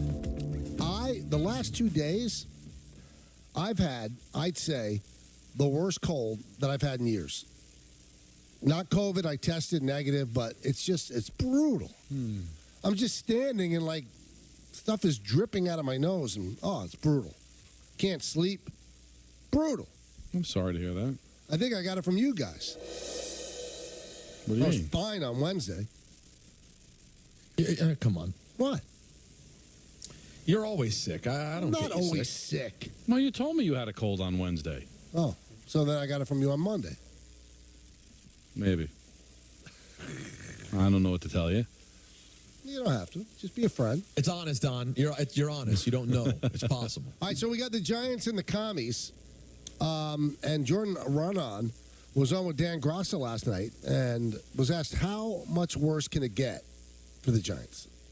Yeah, the only thing is that you never really know, and that's what I've learned over the years. That's why everyone's like, "They're not. Are they going to fire Brian Dable or Joe Shane?" I'm like, no, I don't think their intention is. Absolutely not. But we already have recent history. We've seen how things can go wrong, right? We saw it go wrong for Ben McAdoo. We saw it go wrong for Joe Judge. And I'm not saying it's going to go wrong for Brian Dable or Joe Shane or anything like that. They built up some equity last year for sure. But the reality is, there's 7 games left. A lot can happen in these 7 games. And right now, at least, it doesn't look like most of it's going to be positive. Now, I agree essentially with what Jordan said, Don, but McAdoo made the playoffs his first year. Yeah. That wasn't enough equity, right? 11-5. Didn't even survive year 2. No, he didn't win a playoff game, and they had the whole boat trip and all that. But now, would McAdoo have been fired now after the last few coaches were let go early? I don't know. But whenever you tell me you can't let go of Dable after 2 years, it would be embarrassing. Well, how embarrassing are things going to get over the next 7 games? So I think how you play matters. And at what point, if the losses and the lack of competitiveness pile up to the point where last year doesn't matter? And again, last year was kind of, if you really dissect it, it was a nice year. They accomplished what they accomplished, but it was 9-7-1, and they won a playoff game. It wasn't like they were a 12-13 winning team and won the division. They they caught some breaks, and they took advantage of them, and it had happened. I get it, but 2-15, Michael, if you get embarrassed by Washington and get embarrassed by New England, of all teams, at some point, do you have to look at it and say, we got to reevaluate where we are here? Maybe this has something to do with coaching and not just the injuries. But they will win on Sunday, and Alex Monaco was on with Barton Hahn today, and he agrees with my pick.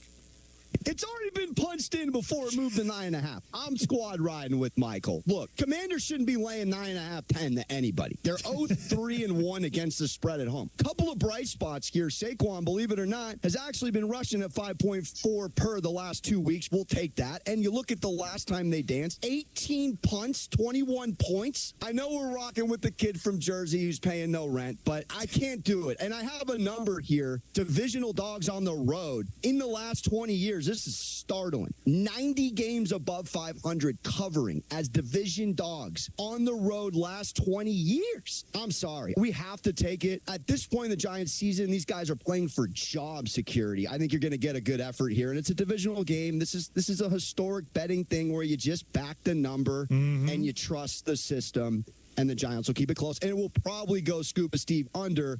Now, I'm going further than Alex. I'm saying they're winning Sunday. Now, he wouldn't go It that makes no far. sense. I wrote down some numbers. And you won't back it up with anything. Washington, right? When they lost 14-7 in October to the Giants, they were sacked 6 times. The Giants have only 9 sacks in the other 9 games. So they got something going on Washington. They always beat Washington. Have you seen how many sacks there have been since that game for Washington? I know. They Since tightened it up switched a little bit. centers? Oh, not more than a little bit. Hey, you know what? Go with what you want. You feel strongly about it, bet it. You know, but no. You feel strongly about it, bet it. You've been chirping all week, but you won't do anything. That's the thing, Don. I'm not sure. Am I chirping? No, not at all. I mean, you feel confident. I'm not chirping. Why wouldn't you feel confident? I'm confident that my heavily favored team will win, but you're the one chirping, not just for a cover, but for a win. That's right. But you won't do anything about it, so it's nonsense. It's yo-yo bum chuck. What do you mean I won't do anything? What do you want me to do with it? I don't quite get what you want me to do. Well, it should be at least your three-point play. Slap your 3 points right now. Don't make us wait till 5:45. You've been saying it all week. Yeah. Give us something. No, I don't betray the clock. That's what our pick segment is. Let people wait till then. And the most you were willing to bet was $5. And I don't even feel as passionate about it as you do. And you were still only willing to bet $5. The reason I don't buy into the history, the 90 games above 500, this would be the outlier, right? A team that's just a mess right now, having a starting quarterback that's not an NFL player, going up against a Washington team that's still alive, that's playing much better than they were the first meeting. And having the Commanders' number, well, the Giants were a playoff team last year and still didn't sweep the series. They had to tie one of the games and blew a 10-point lead to boot. So, if there is an outlier, it would probably be this game. This is not your typical divisional game. And is it a lack of the Giants being engaged that they're getting blown out? No, they're not. Or are they just not good? But I don't think the Commanders are great. Since the two teams played, the Commanders had a shootout with the Eagles where they lost by 7. They went and beat New England, and they lost to Seattle in Seattle on a last-second field goal. Since the Commanders-Giants game, the Giants lost 13-10 to the Jets, 30-6 to the Raiders, and 49-17 to the Cowboys. Okay. So you're really investing a lot in this rivalry. They just own them, if and you that's don't learn from history, Peter, you're doomed to repeat. But I think. But you also say sometimes history's nonsense and things just happen because they happen. Well, what's the number right now as we speak? The Communists have not covered as a double-digit favorite since 2005 with Mark Brunell. It's 9.5 now. But now we'll have to worry about it. I think at some places it's down to 8.5 because that's what I'm asking. What is it on ESPN Bet? ESPN Bet has it at 8.5 now. So it's moved big time because I think, Peter, that they look at it and go, should the Commanders against anybody be a double-digit favorite? So I think a lot of people are chasing that number. But to win outright, I don't think anybody that is betting the Giants to cover think they're going to win the game, except you. That's right. Let's go to Chris in the car. Chris. Hey, how's it going, guys? First of all, credit to you, Michael, for fighting through this cold. Ryan Cashman could have no questions about your durability. Oh, thank you. Yeah. I wanted to say that obviously Carissa Thompson is getting all this heat, and I'm not trying to defend her, but Troy Aikman a couple weeks ago had the false quote attributed to Quinnen Williams, talking about the sack numbers. And Quinnen Williams came out and outright said he didn't say it. So it just feels like that one got glossed over. Well, Chris, there's a big difference, though. Troy Aikman did not say that he made it up. He never. Quinnen Williams said, "I never spoke to Troy Aikman." Troy Aikman said, "You know what? He's right. He caught me. I never spoke with." Carissa has come out and said, "I made stuff up. I didn't talk to coaches, and I made stuff up." Wait, but that was Troy's response. Was whoops? I didn't talk to him. No, he didn't. He didn't say a word. He didn't say I didn't speak to him. No, and he didn't. And listen, I don't think either of them are lying. It's probably just a misunderstanding. Maybe he spoke to his brother. Maybe he spoke to somebody that he thought was Quinnen Williams. And just because Quinnen Williams says I never talked to him, that doesn't make it so. But if Troy Aikman, know he was talking to him. But if Troy Aikman had said I made it up, then you would have a parallel. There's no parallel here. We don't know who's telling the truth, who's lying, and probably it's just a big misunderstanding. Somebody's misremembering it happening. But nobody is admitting that they made something up. If Troy had said that, I made it up. I needed something, and I just threw it, then you would have a parallel. And then that would be awful. And there's no parallel. Let's go to Mac and Randolph. Mac. Hey, guys. Thanks so much for having me on. Michael, I completely agree with that skunk smell. I know what you're talking about. It does smell good. But I did have a dog one time that got sprayed by a skunk, and it was not, be careful what you wish for, because I don't think you can handle full skunk. It's a very different smell. So you think I just like skunk from a distance? I wouldn't like it up close. I think a little bit of skunk's good. Too much skunk's not good. I think any skunk is gross and repugnant. Mac, I'm going to take your word for it. You sound like a reasonable guy. I can say something right now. I can create a parallel, Peter. That I just don't want to own that parallel. If you know what I mean. You could probably imagine the parallel. It's about liking the smell of something that most people would say is gross. Right. It's like, Anthony, let me try. All right? I'd really hope you don't do it. No, I think I know where you're going. Why? But no, you need this job. I think I can dress it up. Because everybody knows what I'm talking about at this point. But it's just like, Peter, I'm going to just follow you into the bathroom. Like, you would think, this is a weirdo. I'm never going to talk to this person again. It's at that level. I think you and the caller are weirdos. Honestly. It's not anything. You're not an outlier. You're not someone that just, it's kind of a goofy little, no, you're a weirdo. Yeah, it's close. Close, or am I accurate? What's your point? Saying I like skunk is strange, man. That's the kind of stuff, Michael, that if for some reason God gave you some sort of a gift of liking bad smell, you keep it to yourself. everything is up for debate on this show. And all right, and I've debated it, and I think that we've all collectively have thought now that you're a weirdo. See, but there's stuff that you do that we're not going to get into specifics. No, please, I want you to open. No, I'm an open door. What? What? I'm just saying it. I can't say. I think it's reprehensible what you do. No, I'd like to know. No. But no, I think I know what you're talking about. Yeah. And I've got a lot more people on my side than your side. I think a lot of people like skunk. Peter. I don't know what you're talking about. You know exactly what Michael's talking about. I do? Something that he doesn't do that I love.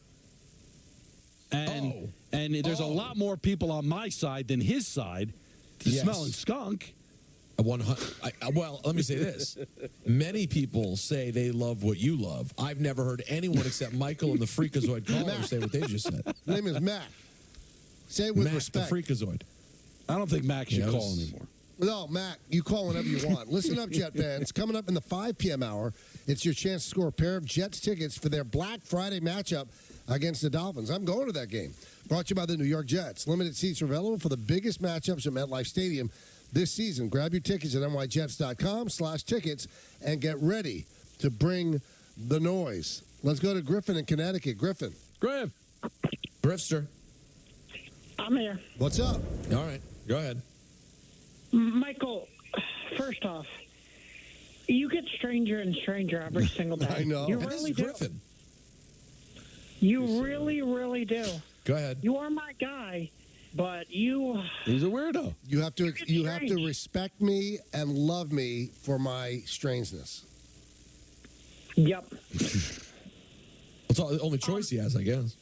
The one thing I can admit is his Texans pick that they're going to be good. He had a home run. Thank you for remembering that, Griffin. Thank you. I brought it up last week. Yeah. I think they're going to make the playoffs with everything going on. They might make it. And I think that when I said it, Griffin, these two hacks killed me about it. I don't know that. I know. Yeah, you get the tape, Anthony. They killed me. I don't think we killed you. But I tell you what, that's more impressive than the Garrett Cole winning the Cy Young. You should be hanging on the rim for this. Yeah. I'm not a hang on the rim guy. No, you are. I'm sorry that Michael's weirdness destroyed this call, Griff. You know what? Someone say destroy the show. You know what? There's a door. Use it if you don't like it. If you don't want to be on the air with somebody who likes to smell a skunk, go. You know what? Go do the morning show with Rick and Dave. I don't think I've been invited. I'm telling you, go. You always say I run the station. I'll get it done. You do run the station. Make it so. But it won't be for that. There's a lot of other things. Well, like what? Wanting to work with RJ? I would love to work with RJ. Yeah, he didn't want to work with us, though. That would be nice. That would be nice. Well, you're completely spitting in the eye of Anthony Pusick. No, I'm good with Anthony. Saying it would be nice to see RJ? No, you said work with him. Yeah. Well, yeah, it would be fun. Instead of RJ. Anthony, you hear what they're saying? I didn't say that. Did I say that? Listen, it's a tough day, but I'll get over it. Stop it. You're co-hosting game misconduct. You had a top 5 today. We're good. Yeah, come on. You know, Peter, why don't you settle down and put your toes in your tub and tell us about what happens there? I will.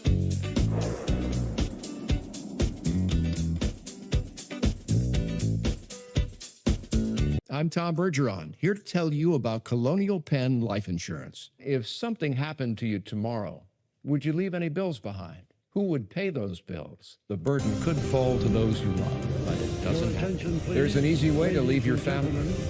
You're watching Yes.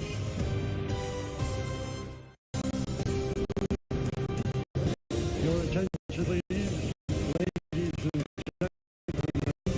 Casino, you could turn 10 cents into tens of thousands, even over $1 million. On roulette, slots, blackjack, baccarat, and more. Jackpot winnings are at $25 million and counting this year, and the next could hit any second. So score the latest jackpots offer when you get America's #1 online casino app. DraftKings Casino, the crown is yours. 10 years ago, we started Untuck It out of my apartment, and today we have more than 80 stores worldwide. It's been quite a journey. We didn't just create shirts designed to be worn untucked, we perfected them. With great fabrics and design at the perfect untucked length, so you can look sharp in this new business comfortable world. Just look for our signature sale. Untuck It, 10 years in the making, and we're nowhere close to stopping. Shop our Thanksgiving weekend sale at untuckit.com today.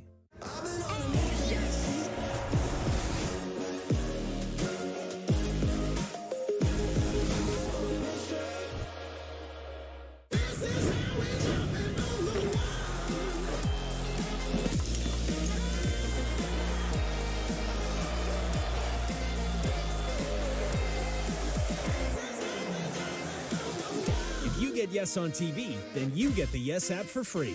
Download now. My dad, he's a double amputee, and he's one of my favorite people in the world. To me, a hero is someone who fights for our country and freedom. My dad is a hero. Homes for Our Troops built this house, and it's basically made for him. My dad can get through the wide doorways. When he is making our lunch, he can reach anything we need. He'll help me build tiny projects. Life is good here. Without Homes for Our Troops, we'd be living in a home that didn't have all these features that helped him. Homes for Our Troops builds and donates specially adapted custom homes nationwide for severely injured post-9/11 veterans and enables them to rebuild their lives. If they get a new house like this one, it'll help them do normal life. My dad's not just a hero, he's my hero. Join our mission at hfotusa.org. When you support City Harvest, you feed hope, love, and joy. You feed confidence, community, and comfort. You feed health, strength, and spirit. When you support City Harvest, you do more than just provide hundreds of millions of pounds of food to millions of hungry New Yorkers. You feed good. Support us at cityharvest.org. Ma, are you sure you don't want to go bowling with us tonight? Yeah, no. There's my little marzipan. Oh, my daughter gives the best hugs. We're just passing through on our way to the Jazz Jamboree.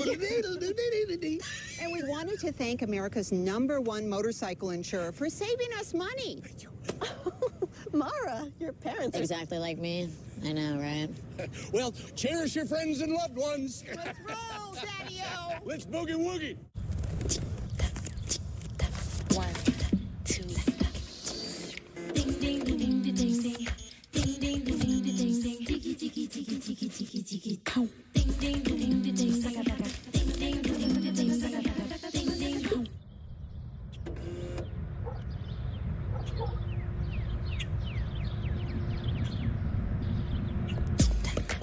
Saka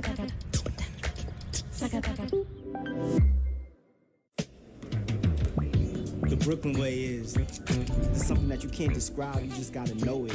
You gotta feel it. You gotta be here.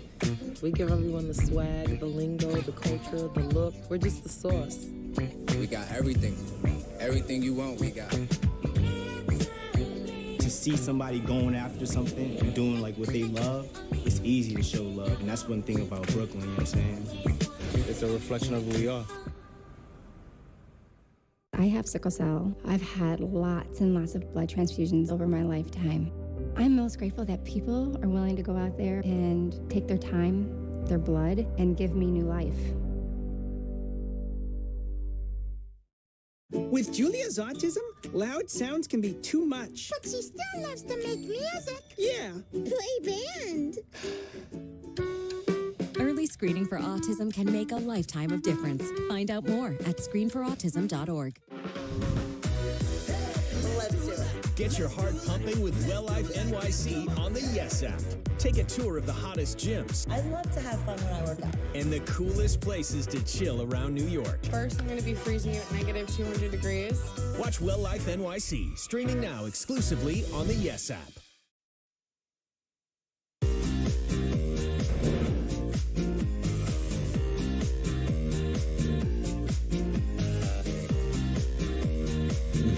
All right, so every year, Brian Cashman does a sleep out to support Covenant House. It's a great thing that he does, and it gave the media another chance to talk with him.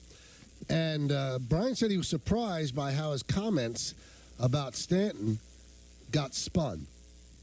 I was surprised how it got twisted and turned and played out, or what have you. I said what I said, and but I value Giancarlo Stanton as a player without a doubt. He's one of the big drivers of when we do win. He's one of the few players you bring to New York that hasn't backed down, that's handled himself in a professional manner, through thick and thin. He also went on to say, I was just answering a question. My comments weren't intended to poke anything at anybody. I was just answering a question, obviously posed to me, and I answered it. Well, I mean, words are tools. Well, he said it. And so Right. stop making it that anything got twisted. You said it. Whether you were asked it, you said it. And he's been around long enough to know how to handle questions he doesn't want to answer. And by the way, you completely missed the intro music, Michael. What was it? Can't you smell that smell? Doo-doo. Ooh, that smell.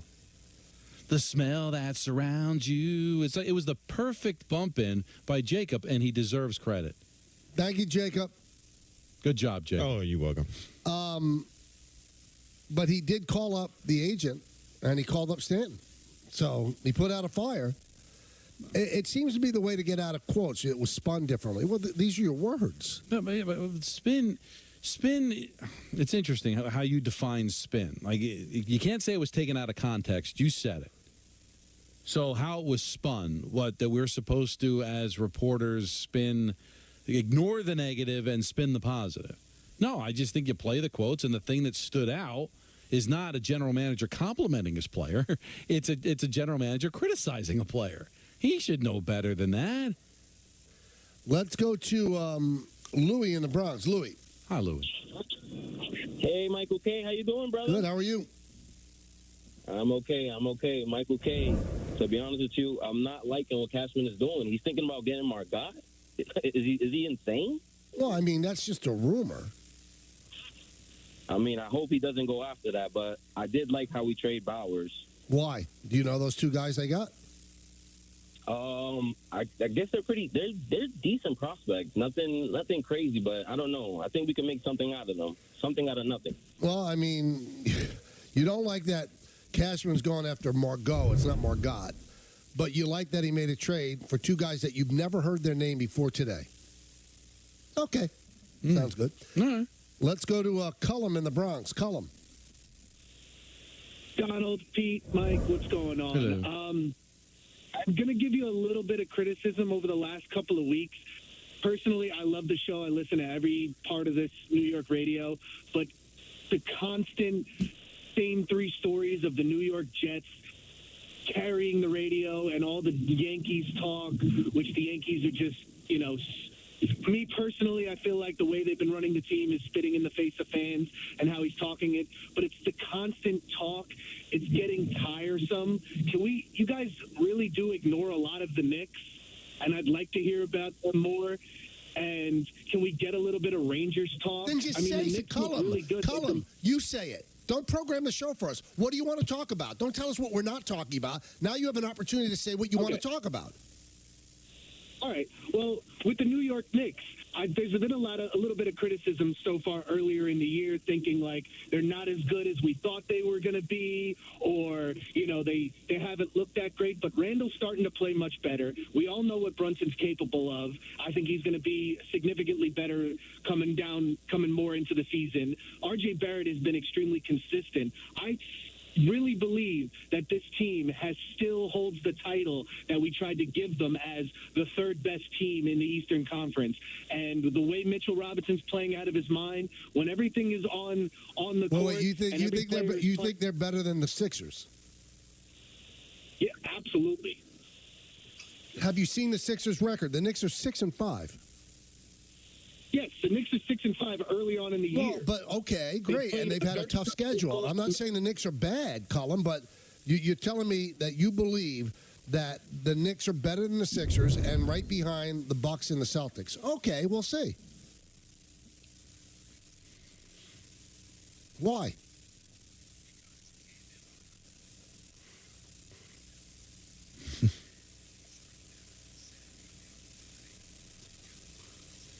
immediately then had a point still in the holster and delivered it. But it was pretty good. I just wish everybody, whether it's Knicks fans, Ranger fans, soccer fans, whatever, the one thing that we're doing better than I think we've ever done before in the history of the show is be more open to all different kinds of phone calls. And if you get through and you want to talk Knicks, don't spend 2 minutes of the conversation complaining we don't talk about them. Talk about them. Come on, guys. We're open to talk about whatever. Here's what I'd like to know. Tell me the radio show in New York City that's spending a lot of time breaking down the Knicks. Tell me that. Tell me that. I don't think it exists because the bigger stories are the Jets and the Giants. Yeah. And baseball hot stove is a big story. If the Yankees end up signing Clay Bellinger. I got to defend Colin here on this one, though. Yesterday we did zero Knicks. They didn't play. They played the night before. They played the night before, and Julius Randle put together a few good games in a row. They got a good win. We talked about everything else happening, and they did not get a sniff. That is a fair criticism. Sorry, my humble opinion. I'm to blame, too. I didn't bring them up, but it's still a fair criticism. I don't think it is. It's too early in the season. Well, you know what? You had the nerve after game one to say, we're not going to break down 1 of 82. We break down 3 of 162. Why can't we break down 2 of 82? You cannot tell me that I sit on this air and break down the first series of the Yankees like it's the World Series. I don't. No, You're it's lying. the World Series, but no, I didn't say that. You don't break it down like it's the World Series. It doesn't get ignored. We ignored it. No, listen, it's a fair, in a 3.5-hour show, we can carve out a little bit more Knicks. But rather than complain about it, Don's the voice of the Knicks, for God's sake. Just call up and talk about them. I mean, everybody can get a podcast. If you want to talk about the Knicks so much, do a Knick podcast. Oh. Yeah, but I don't like that take. That's a ridiculous take. They're one of the only team in town who are not playing hockey worth being excited about. Well, you know what? Then we should be more excited about the Rangers because they've been great. The Knicks have been 6-5. But by the way, we gave the Rangers a lot the other day, and the Knicks. We had a day the other day. We took like 5 Rangers calls and at least had some Rangers talk. And I'm not going to sit here and end up besmirching hockey in defense of basketball, but I'll besmirch everyone relative to the Knicks. They might be the most popular team in the city. Do you besides believe the Knicks are a bigger story than the Jets and the Giants? No. The Giants ineptitude, the Jets still hang in there without. You really believe that? No, I didn't say bigger. But is there room? I'll tell you the truth. Yeah, I don't want to have to beat you in an argument for the second or third time this week. But you're being a stubborn old mule right now. You got good criticism. He delivered. You pushed him back on his heels, and he came with another point. And I'm simply saying, and I think if we surveyed, people would agree. I'm not saying it's more important. But did it deserve a moment on the show yesterday? I think we'd all vote yes. I think you'd even vote it deserved a moment. It just got away from us. We have a pre-game meeting all the time. You never bring it up. We've got to talk about the Knicks. Ever. I've never heard you say it. Now you're going to make a big deal of it on the air so we can argue about it on the air? Become a program director, Peter. Oh, my. Now you're doubling down on defensive-ness. I don't understand. We have a pre-game meeting for this point. You never say we have to talk about the Knicks. Ever. Ever. I've never heard you say it. Don, did I not just say I'm to blame too? Yes. I was on the air. You are to blame. I'm not singling you out. I'm just willing to accept the criticism. I didn't. You're right. In November, do I come in the meeting and go, we got to do Knicks? No, I'm absolutely not. I'm not saying that, and I don't think that you're there's not a dereliction of duty as a result of this. We got a criticism that in this case I thought was fair. That's all. I didn't think it was. That's all. Pantera's coming to Madison Square Garden on Thursday, February 22nd. Enter for a chance to win tickets at ESPNNewYork.com or on the ESPN New York app. Just scroll down to contest, submit your entry. Brought to you by Live Nation. Tickets are on sale now at Ticketmaster.com. One of the things that annoys me the most, and Don actually says it all the time, don't call up and tell us what we should be talking about. Call up and talk what you want to talk about. You make the conversation. Fair. You drive the conversation. In the infancy of this station, we would say, okay, we're talking about the Yankees now and only take those phone calls. Don, that's changed a lot. Yes, I'm Whatever happy you want to about talk that. about. So don't call up and be a program director. I never thought I'd hear it about the Knicks, though. That's the first one we've gotten about the Knicks. But I agree with Peter. I do think it's fair, and we're all to blame for it. 3.5-hour show. We can wedge in the Knicks on occasion. You know how much Knicks we talk? No, generally speaking, if someone were to say this show doesn't cover the Knicks, I would say absolutely a lie, fraudulent. But specifically right now for them to say it, given the first couple of weeks where a lot of people are excited in this fan base about what this team could be. Yeah, they're only 6-5, but there's a lot of belief in this team gelling and becoming a threat. I see why people would say that and want more of it, especially, Michael, we find the stories behind the Giants and Jets fascinating. I understand people if they're sick of hearing about it because they're disgusted by all of it. I would just like to know the people that are talking more Knicks. I want to know. You think Dave and Rick are talking a lot of Knicks in the morning? You think Greeny's talking a lot of Knicks? You think Barton Hahn? Now, Barton Hahn probably talking a little more Knicks because obviously Hahn works for the Knicks, works with the Knicks, broadcasts their games. I get it. But still, they're not doing more Knicks than football. The Mercedes-Benz Holiday Love Celebration is here.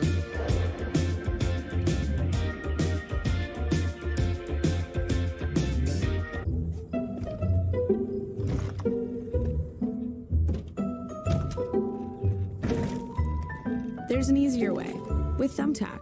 Download the app today and care for your home from top to bottom.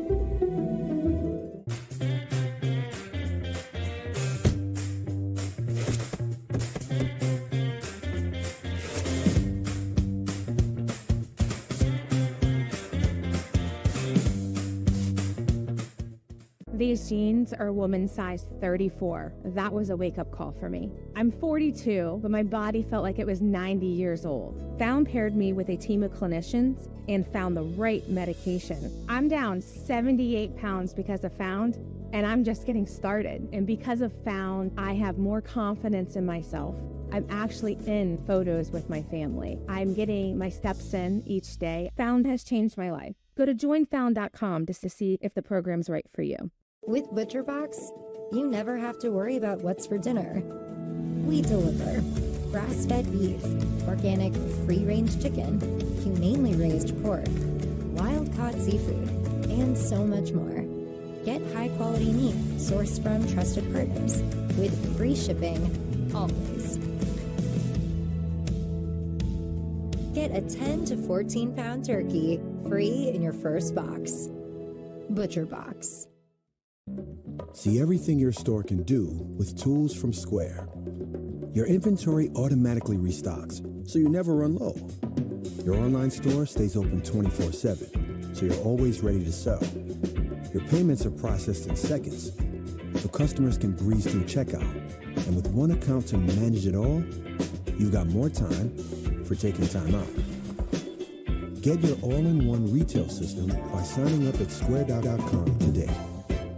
I needed something in the shop, comfortable. I wear Brunt boots, as you see, got them on my feet right now. Keeps you warm, it keeps you dry, triple layered comfort. Comfortable in the morning, comfortable in the afternoon. These feel kind of like sneakers. They're waterproof, durable, been wearing them for over a year now.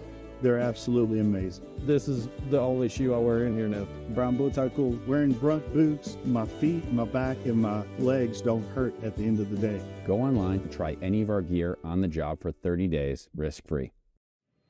Welcome to the Athletic Basketball Show. Folks, the league is in absolute chaos. Players going off pretty much every other playing picture that, when it clears, could leave a few future Hall of Famers. It might all come down to some rookie taking free throws. Is on pace to break the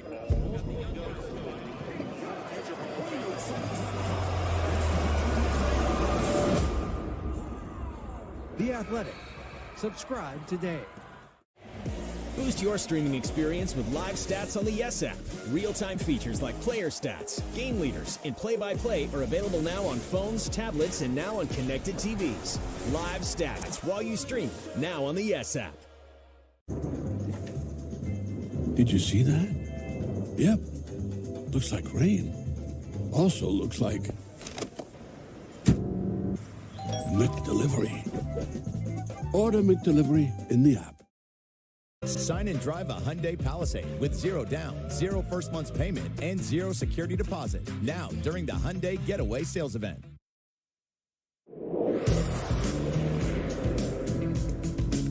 Welcome back to the show, everybody. We have the Jets and the Bills in a game that's gigantic for the Jets. Can they get out of their own way? Can they score touchdowns? Can they slow down the Bills' offense? We shall see. That is obviously what they have to do, but it's still open for them. The Bengals losing Joe Burrow, which we opened the show with, for the remainder of the season. You would assume that they're out of it. I don't think that Browning is going to be able to lead them to enough wins that they're going to be a wild card team. It's right there for the Jets. It's right there. The only impediment is their ineptitude. Can they score? Can Zach Wilson score? That's the deal. And so far he has shown that he can't. But the amazing thing is there have been so much losing in the AFC that despite the Jets' ineptitude, they're still there. If they could somehow figure it out, and there's nothing to lead us to believe that they would or could, but if they can, what are they, 4-5? So that means there are 8 more games. All they have to do is go 5-3. That's not asking for a great run. We're not asking them to go 7-1. They have to go 5-3. That's barely over 500, and they will make a wild card at 9-7, I think. So it's right there for them, but whether or not they could do it, well, that's another story. Well, I want to kind of 9. Yeah, 9 can be a goal, but I don't think it's the end-all, be-all, because it really depends on where those 5 wins come from. Because Cleveland's got 6. Now, I understand Watson's out, but they played without Watson already this year. So, and they've got a really good defense, and the Jets would then have to beat them week 17, second to last game of the season. So then that would help. But they don't play the Steelers. Steelers already have 6. They play the Texans. The Texans are at 5, so they control their own destiny there.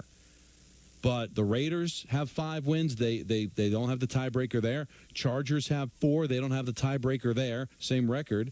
And that's why this Bills game is huge. You could put the Bills in your rearview mirror because you will have a better record. You would have beaten them twice. You could put the Bills to bed if you take care of business. But Michael, I just can't see them getting the 4 wins. Never mind 5 that I think would lock up a playoff spot. Do you think this team's capable of going 6-2 down the stretch when they can't score touchdowns? No. But the thing is that the AFC played out the way we thought it was going to play out. They'd be fine. They'd be in great shape. No, they'd be in bad shape. They'd be out of it. But they're not out of it because the Steelers are not a great team. The Browns are not a great team.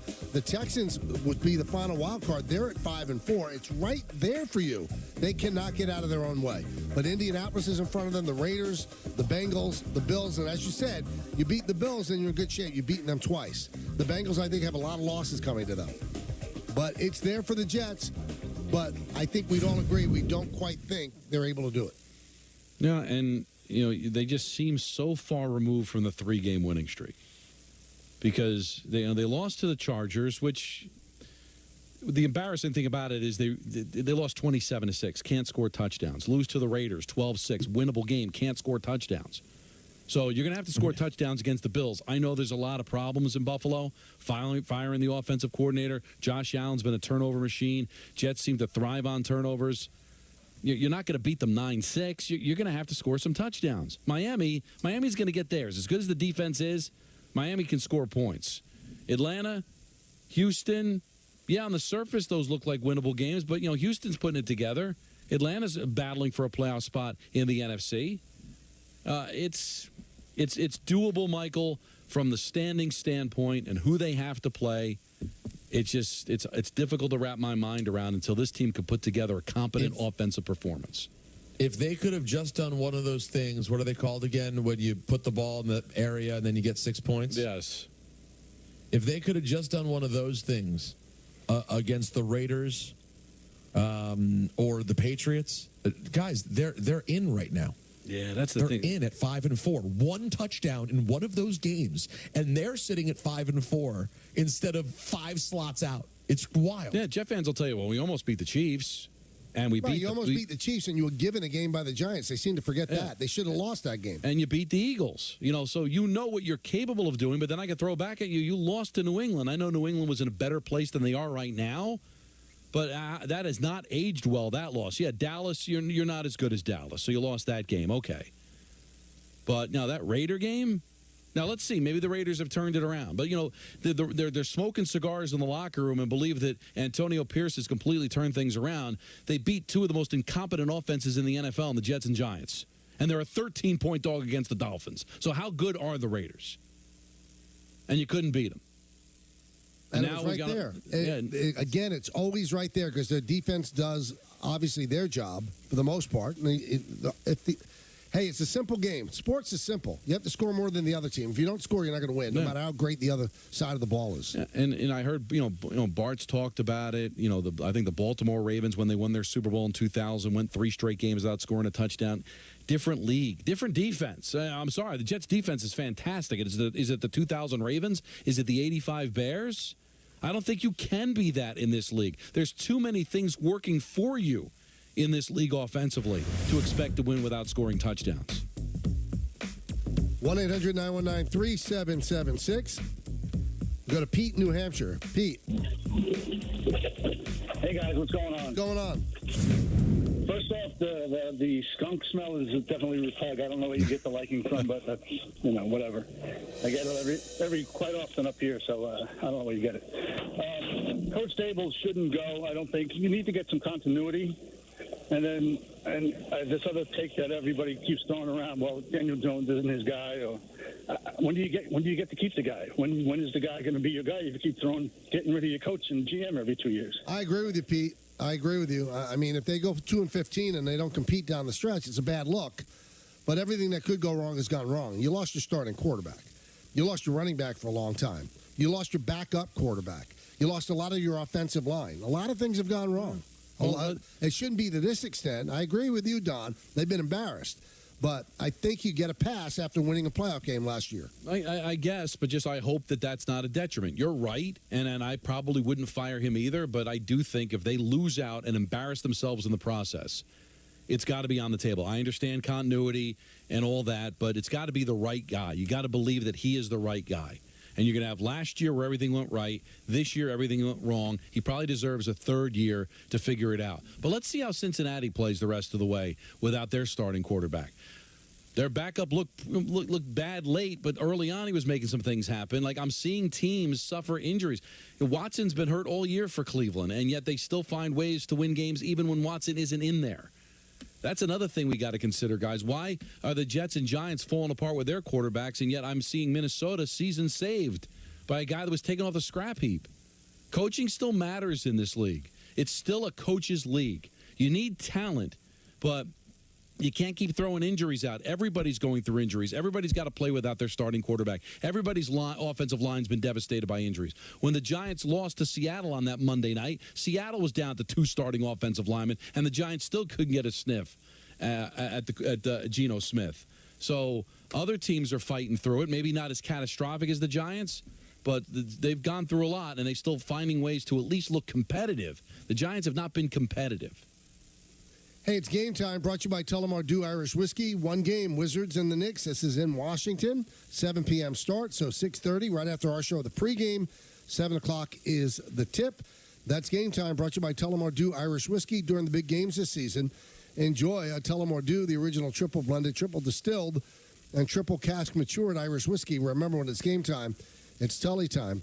Please enjoy responsibly. Let's go to Charles in the car. Charles.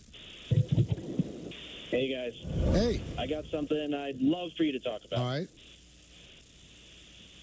What is going on with the traffic update person? You guys try to throw to her. You try to let her in on the jokes, and she's cold as ice. She's rude. She gives you guys nothing back. She's rude. It's not right. It's not. In my opinion, it's not right. Charles, she just ignores us. She doesn't want to interact. She just wants to do her job. She's paid to do traffic and try to have fun with her, and she just ignores us. I'm not a gutless hack, but I do from time to time listen to Rick and Dave in the morning, and they're yakking it up with their traffic person. Yeah. Is it the same traffic person? No. Do we need No, it's not. investigation? No. What's going on? Brandy doesn't like us, but I wouldn't change her for a second. She's great. I can live with it. All Can right. you So guys live with it? She's a professional. Listen, as long as she handles the traffic, she doesn't have to be our friend. You know what I mean? Let's go to Spencer in Westport. Spencer. What's up, fellas? First time calling in. Welcome aboard. Thank you. Michael, I just want to say absolutely love the aggressiveness on a Friday night. You know, just tell like it is with the people calling in. Thank you. I'm going to do that, Spencer. I wanted to lighten the mood with a would you rather. Okay. All right, so would you rather be flying over the Pacific Ocean to Hawaii, both engines go out, and you're going down from 30,000 feet, or be on a cruise liner going to Hawaii, and you fall off the back in the middle of the night, in the middle of the Pacific Ocean, and nobody knows until the morning? Well, I mean, either way, I'm dying. Not necessarily. Well, I can't. I don't swim great, so I'm dead there. That's tough. And if the plane's going down, then I'm definitely done. It's not a great would you, Spencer? Because I guess you gotta take the chance of survival. There's no chance of surviving the plane crash, but I guess there's some chance that in the Pacific Ocean you're close to an island. There's, I don't know, something. A whale will save you. I don't know. There'll be a boat going by. Again, there's almost no shot, but wouldn't you take the almost no shot than no shot? I guess when you look at it that way, yeah.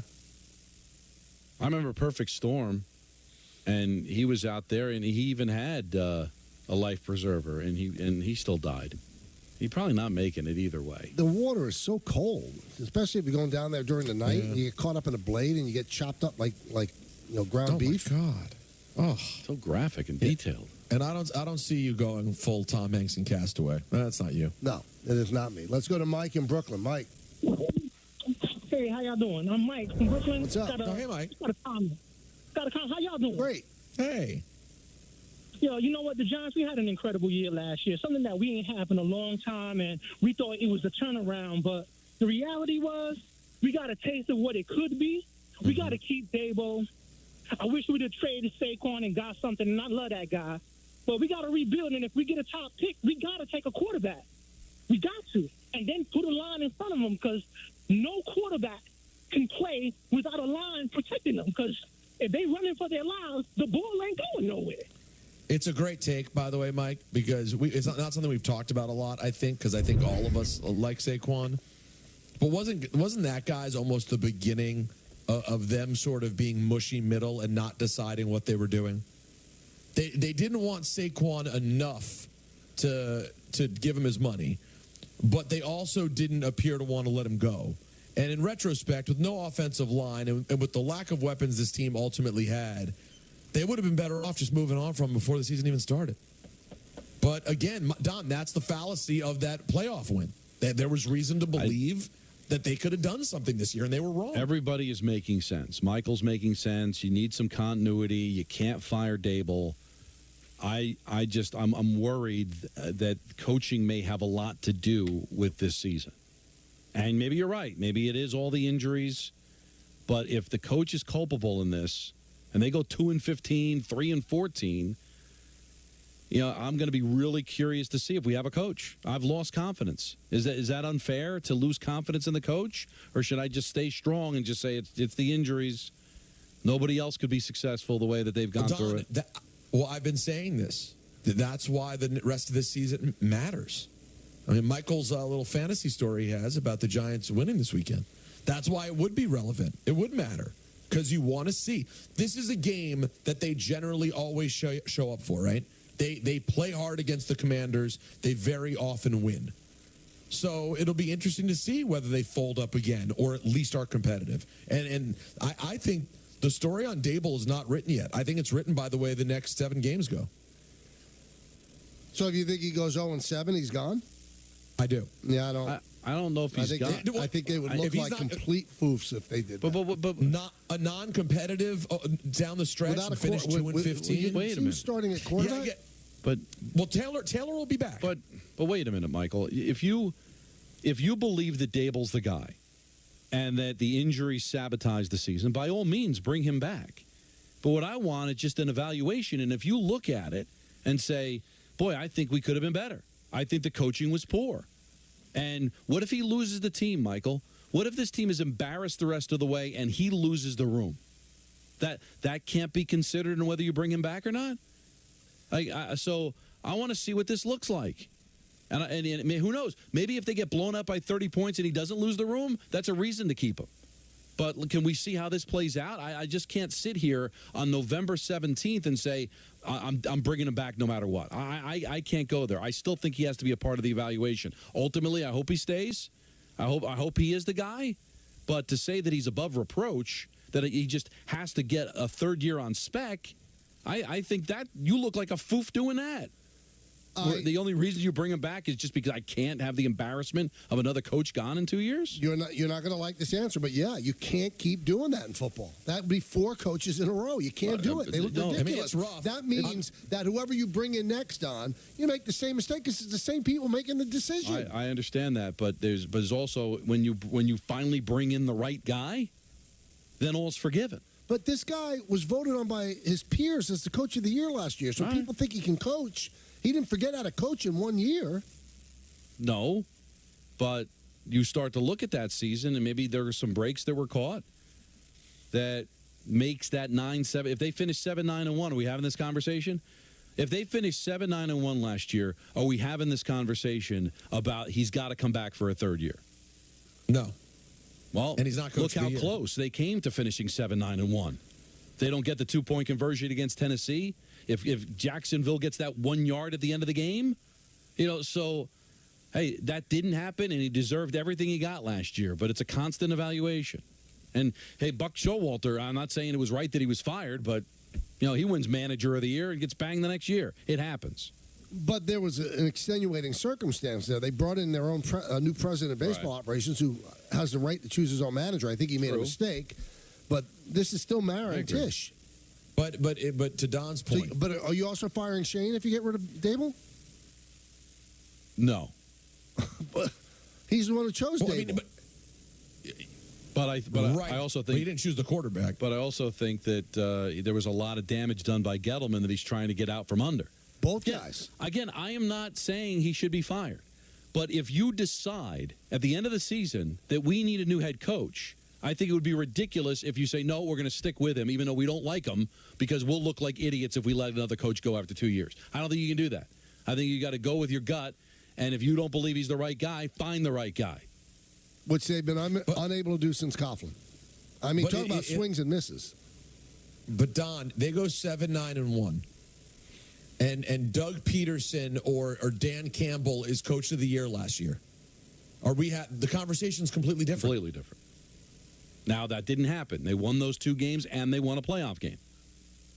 So I will give him the benefit of the doubt, and I would bring him back next year. All I'm saying is I'm not going to let the embarrassments of the coaches before be the ultimate determination on whether I bring him back or not. I bring him back because I think he deserves to be back. If I don't believe he deserves to be back, then he should be gone. I believe, though, that he'd be in better shape and be thought of differently if they did make the playoffs and win that playoff game last year, because he took over such a dumpster fire, and it was supposed to be a slow boil to get rid and get back in the cap situation that's workable, and it was going to be a 2 or 3 year grind. You wouldn't look at it now. It looks like they had a big drop-off because they won a playoff game last year, which they shouldn't have won. But rebuilds aren't supposed to go this backwards. But there's a lot of injuries now. I know, and there's a lot of injuries around the league. And has anybody been as embarrassing as this team? No. They're special. Michael K. Show Holiday Party returns on Friday, December 8th at your mother's house.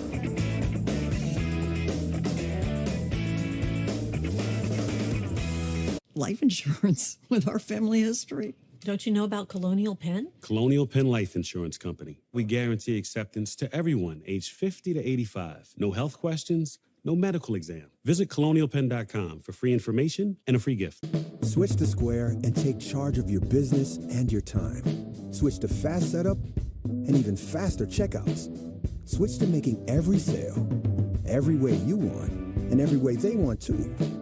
Switch to one system connecting every tool to every task, even as your business grows. Switch to taking control and taking more free time, whatever that means to you. Make the switch to Square today.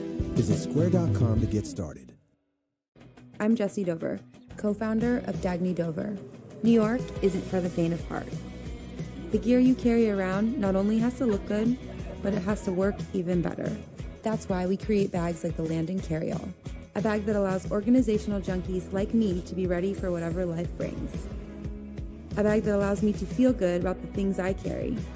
After all, this city is a reflection of who I am, purposeful, resilient, and ready to face whatever comes my way. I needed something in the shop, comfortable. I wear Brunt boots, as you see, got them on my feet right now. Keeps you warm, it keeps you dry, triple layered comfort. Comfortable in the morning, comfortable in the afternoon. These look like kind of like sneakers. They're waterproof, durable. Been wearing them for over a year now. They're absolutely amazing. This is the only shoe I wear in here now. Brown boots are cool. Wearing Brunt boots, my feet, my back, and my legs don't hurt at the end of the day. Go online and try any of our gear on the job for 30 days, risk-free. Can a handyman fix my leaky faucet? How much does it cost to have my HVAC checked? How do I know I have mold? What do water pipes break? Home questions don't have to keep you up at night. Get peace of mind with Thumbtack. We'll connect you with local pros for any home project, from a small fix to a big remodel. See transparent prices, read verified reviews, and book with just a tap. Thumbtack, the easy way to care for your home.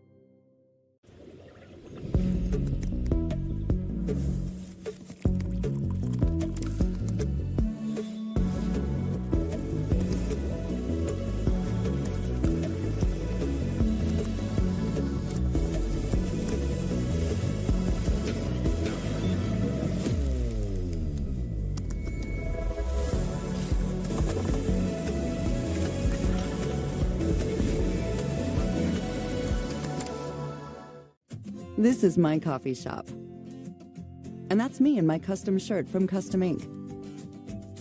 This week, we moved into a new, bigger space and brought on another employee. To celebrate, I ordered new branded gear for the whole team. Everything was so easy to make with Custom Ink's Design Lab. I just chose my products, added our logo, and placed my order. Our new gear really helps us look and feel like a team. Bring your own team together with custom gear. Get started today at customink.com. Did you see that? Yep. Looks like rain. Also looks like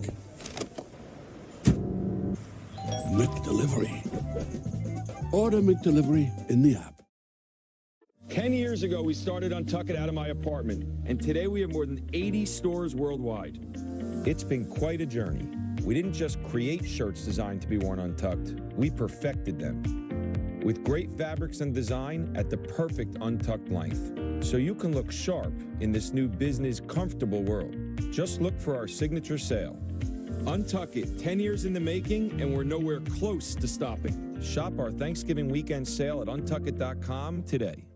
Dupixent helps you do more with less asthma and can help you breathe better in as little as 2 weeks. Dupixent is an add-on treatment for specific types of moderate to severe asthma that's not for sudden breathing problems. Dupixent can cause allergic reactions that can be severe. Get help right away if you have rash, chest pain, worsening shortness of breath, tingling or numbness in your limbs. Tell your doctor about new or worsening joint aches and pain or a parasitic infection. Don't change or stop asthma medicines, including steroids, without talking to your doctor. Ask your specialist about Dupixent. Let's get it. There's never been a better time to get away with a great deal on the Hyundai you've always wanted. Plus America's best warranty and up to 3 years complimentary maintenance. It's your journey. Own every mile at the Hyundai Getaway Sales Event. Now's the time to get in and get away. Lease an all-wheel drive 2024 Palisade for only $379 a month, with new inventory arriving daily now during the Hyundai Getaway Sales Event. When the details take precedence, the rest falls perfectly into place. We strip away everything but the essential, and what we're left with are thoughtful bedrooms for modern living. Thuma. Children are the greatest joy and our best hope for a better future. Friends, they are the future. But did you know that millions of kids are facing hunger every day? Food is not just food. It's energy, health, confidence, hope, and even love. Yes, love. Thank you! Learn more about how No Kid Hungry is helping end child hunger in America at helpnokidhungry.org.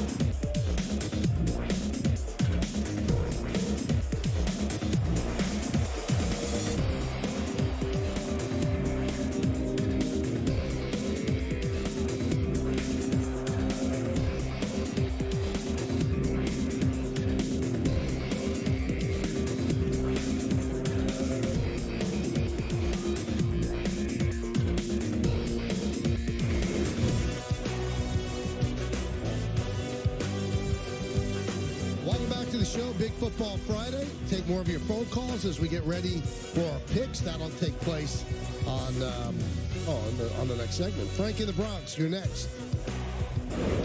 Hey, good evening, guys. Look, before I get my comments up with the Jets, I got to tell you, I really enjoyed the way you played it straight with the previous caller about Brandy Duhane. I thought that was hilarious. No, it's Brandy Scott. On another note about the Jets, can somebody more in tune with the economics of it tell me why we can't dump Wilson next year and pick up Justin Fields and let him spend some time underneath Rodgers before he takes over? Because I thought Justin Fields was the obvious choice the Jets. Well, I mean, Justin Fields is going to take a lot to get. I mean, the guy's a former first-round draft pick. I know. And they won't. And pick also, up you're going to make that trade, and then Rodgers is going to come back. Rodgers is going to come back at the beginning of the next year, or maybe in December if what he's saying is true.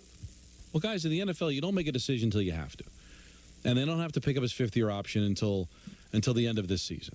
So you play out this season, and then we'll see. Are they going to offer him a contract? Or are they going to just go ahead and let him just play? I think there's a very good chance, as much as I think this would be a mistake, is that they're going to just repeat what they did this year. And he goes back to being the backup, and Aaron's the starting quarterback, and then at the end of what you hope is going to be a championship season, Wilson walks. That's the way it's going to end up probably going. Let's go to Chuck in Albany. Chuck. Hey, what's going on, guys? Thanks for taking my call. You got it. So I just want to say I agree with Don 100%. This is the NFL is a coaching league, just like the NBA is a they call it a make a miss league. The NFL is a coaching league. Like there is no way that you can tell me that. Let me ask you guys a question. Would you guys say that our team, the Giants team, this year is better than last year's team? No. It was supposed to be. You would say that they're not better than last year's team. Well, going I mean, in, Waller I think has been a disappointment. I'm talking about week one. Let's just say week one, everybody's healthy. Somewhat. I think to what you're saying, that it's a coaching league. I can, there's a number of coaches that, and I always go back to that Dallas game where Dable looked shell shocked, like he had no plan, he was not prepared. You throw a guy like Tomlin that figures out a way to win, he wins that game, or he makes it competitive in every other game. Or did you think that last year? Did you think that last year? I think Dable was a lot more involved last year, in my opinion. So he got less involved this year. Why? I can't answer that, but I'm just giving you my eye test. I thought he was a different coach last year. I thought he was a lot more involved. I thought that there was that game Chuck, where you thought that he was more involved because they won. He's still yelling at people on the sidelines. Whether or not you think he's a good coach or not, that's like when they say, well, this team looks dead, they're not even trying. When you don't score, you look dead. When you don't win, you don't look like you're a good coach or a good manager. That's just the way it is. That's the world of sports. He's not any less involved than he was. He's got a terrible team. There's never any reason to be completely outplayed the way that they've been outplayed. This was supposed to be a season where the Arizona Cardinals were tanking. And they beat the Dallas Cowboys. They just had a win against Atlanta, come from behind. How many different quarterbacks have they had? They're not going to the playoffs. They're going to have a lousy record and have a top 5 pick. But have they been competitive? Yes. Have the Giants been competitive? No, they've been an absolute embarrassment. How can that coach not take a hit for that? So, look how close it is. The team is that different. Look how close it is that you'd actually be complimenting Dable. They get the 1 yard against Buffalo. They win that game. They should have. It was pass interference. Gano doesn't miss a chip shot against the Jets. They win that game. All of a sudden, they're 4-6? Are we piling on? Are those his problems? All right, I get it, because we played that game last year with the what ifs. But Michael, just completely embarrassed by Dallas twice. This is a team in your division. This is a team you're aspiring to be. But they were embarrassed last year, right? Haven't even played Philadelphia yet, for God's sakes. Now, they might catch a break because Philly may not need the game in Week 18. But, God, they non-competitive against Dallas, non-competitive against the Raiders. Can't even score a touchdown against Seattle. There were just some games, Michael, which and they've gotten a lot of shade from the Jets because the Jets haven't been able to score any points, but the Jets have at least been competitive. There's been times the Giants have not been competitive. Yes, they could have beaten the Bills, but look how they lose to the Bills. Not being able to get points at the end of the first half. Still not scoring a touchdown in the game. You know, and now that has that. You know what's crazy, Peter? And Michael, that game hasn't aged well for the Giants, the way things have gone for Buffalo. We thought they were beating a juggernaut. We thought they were beating a team that might be winning a Super Bowl. Fast forward a month later, they fire their offensive coordinator.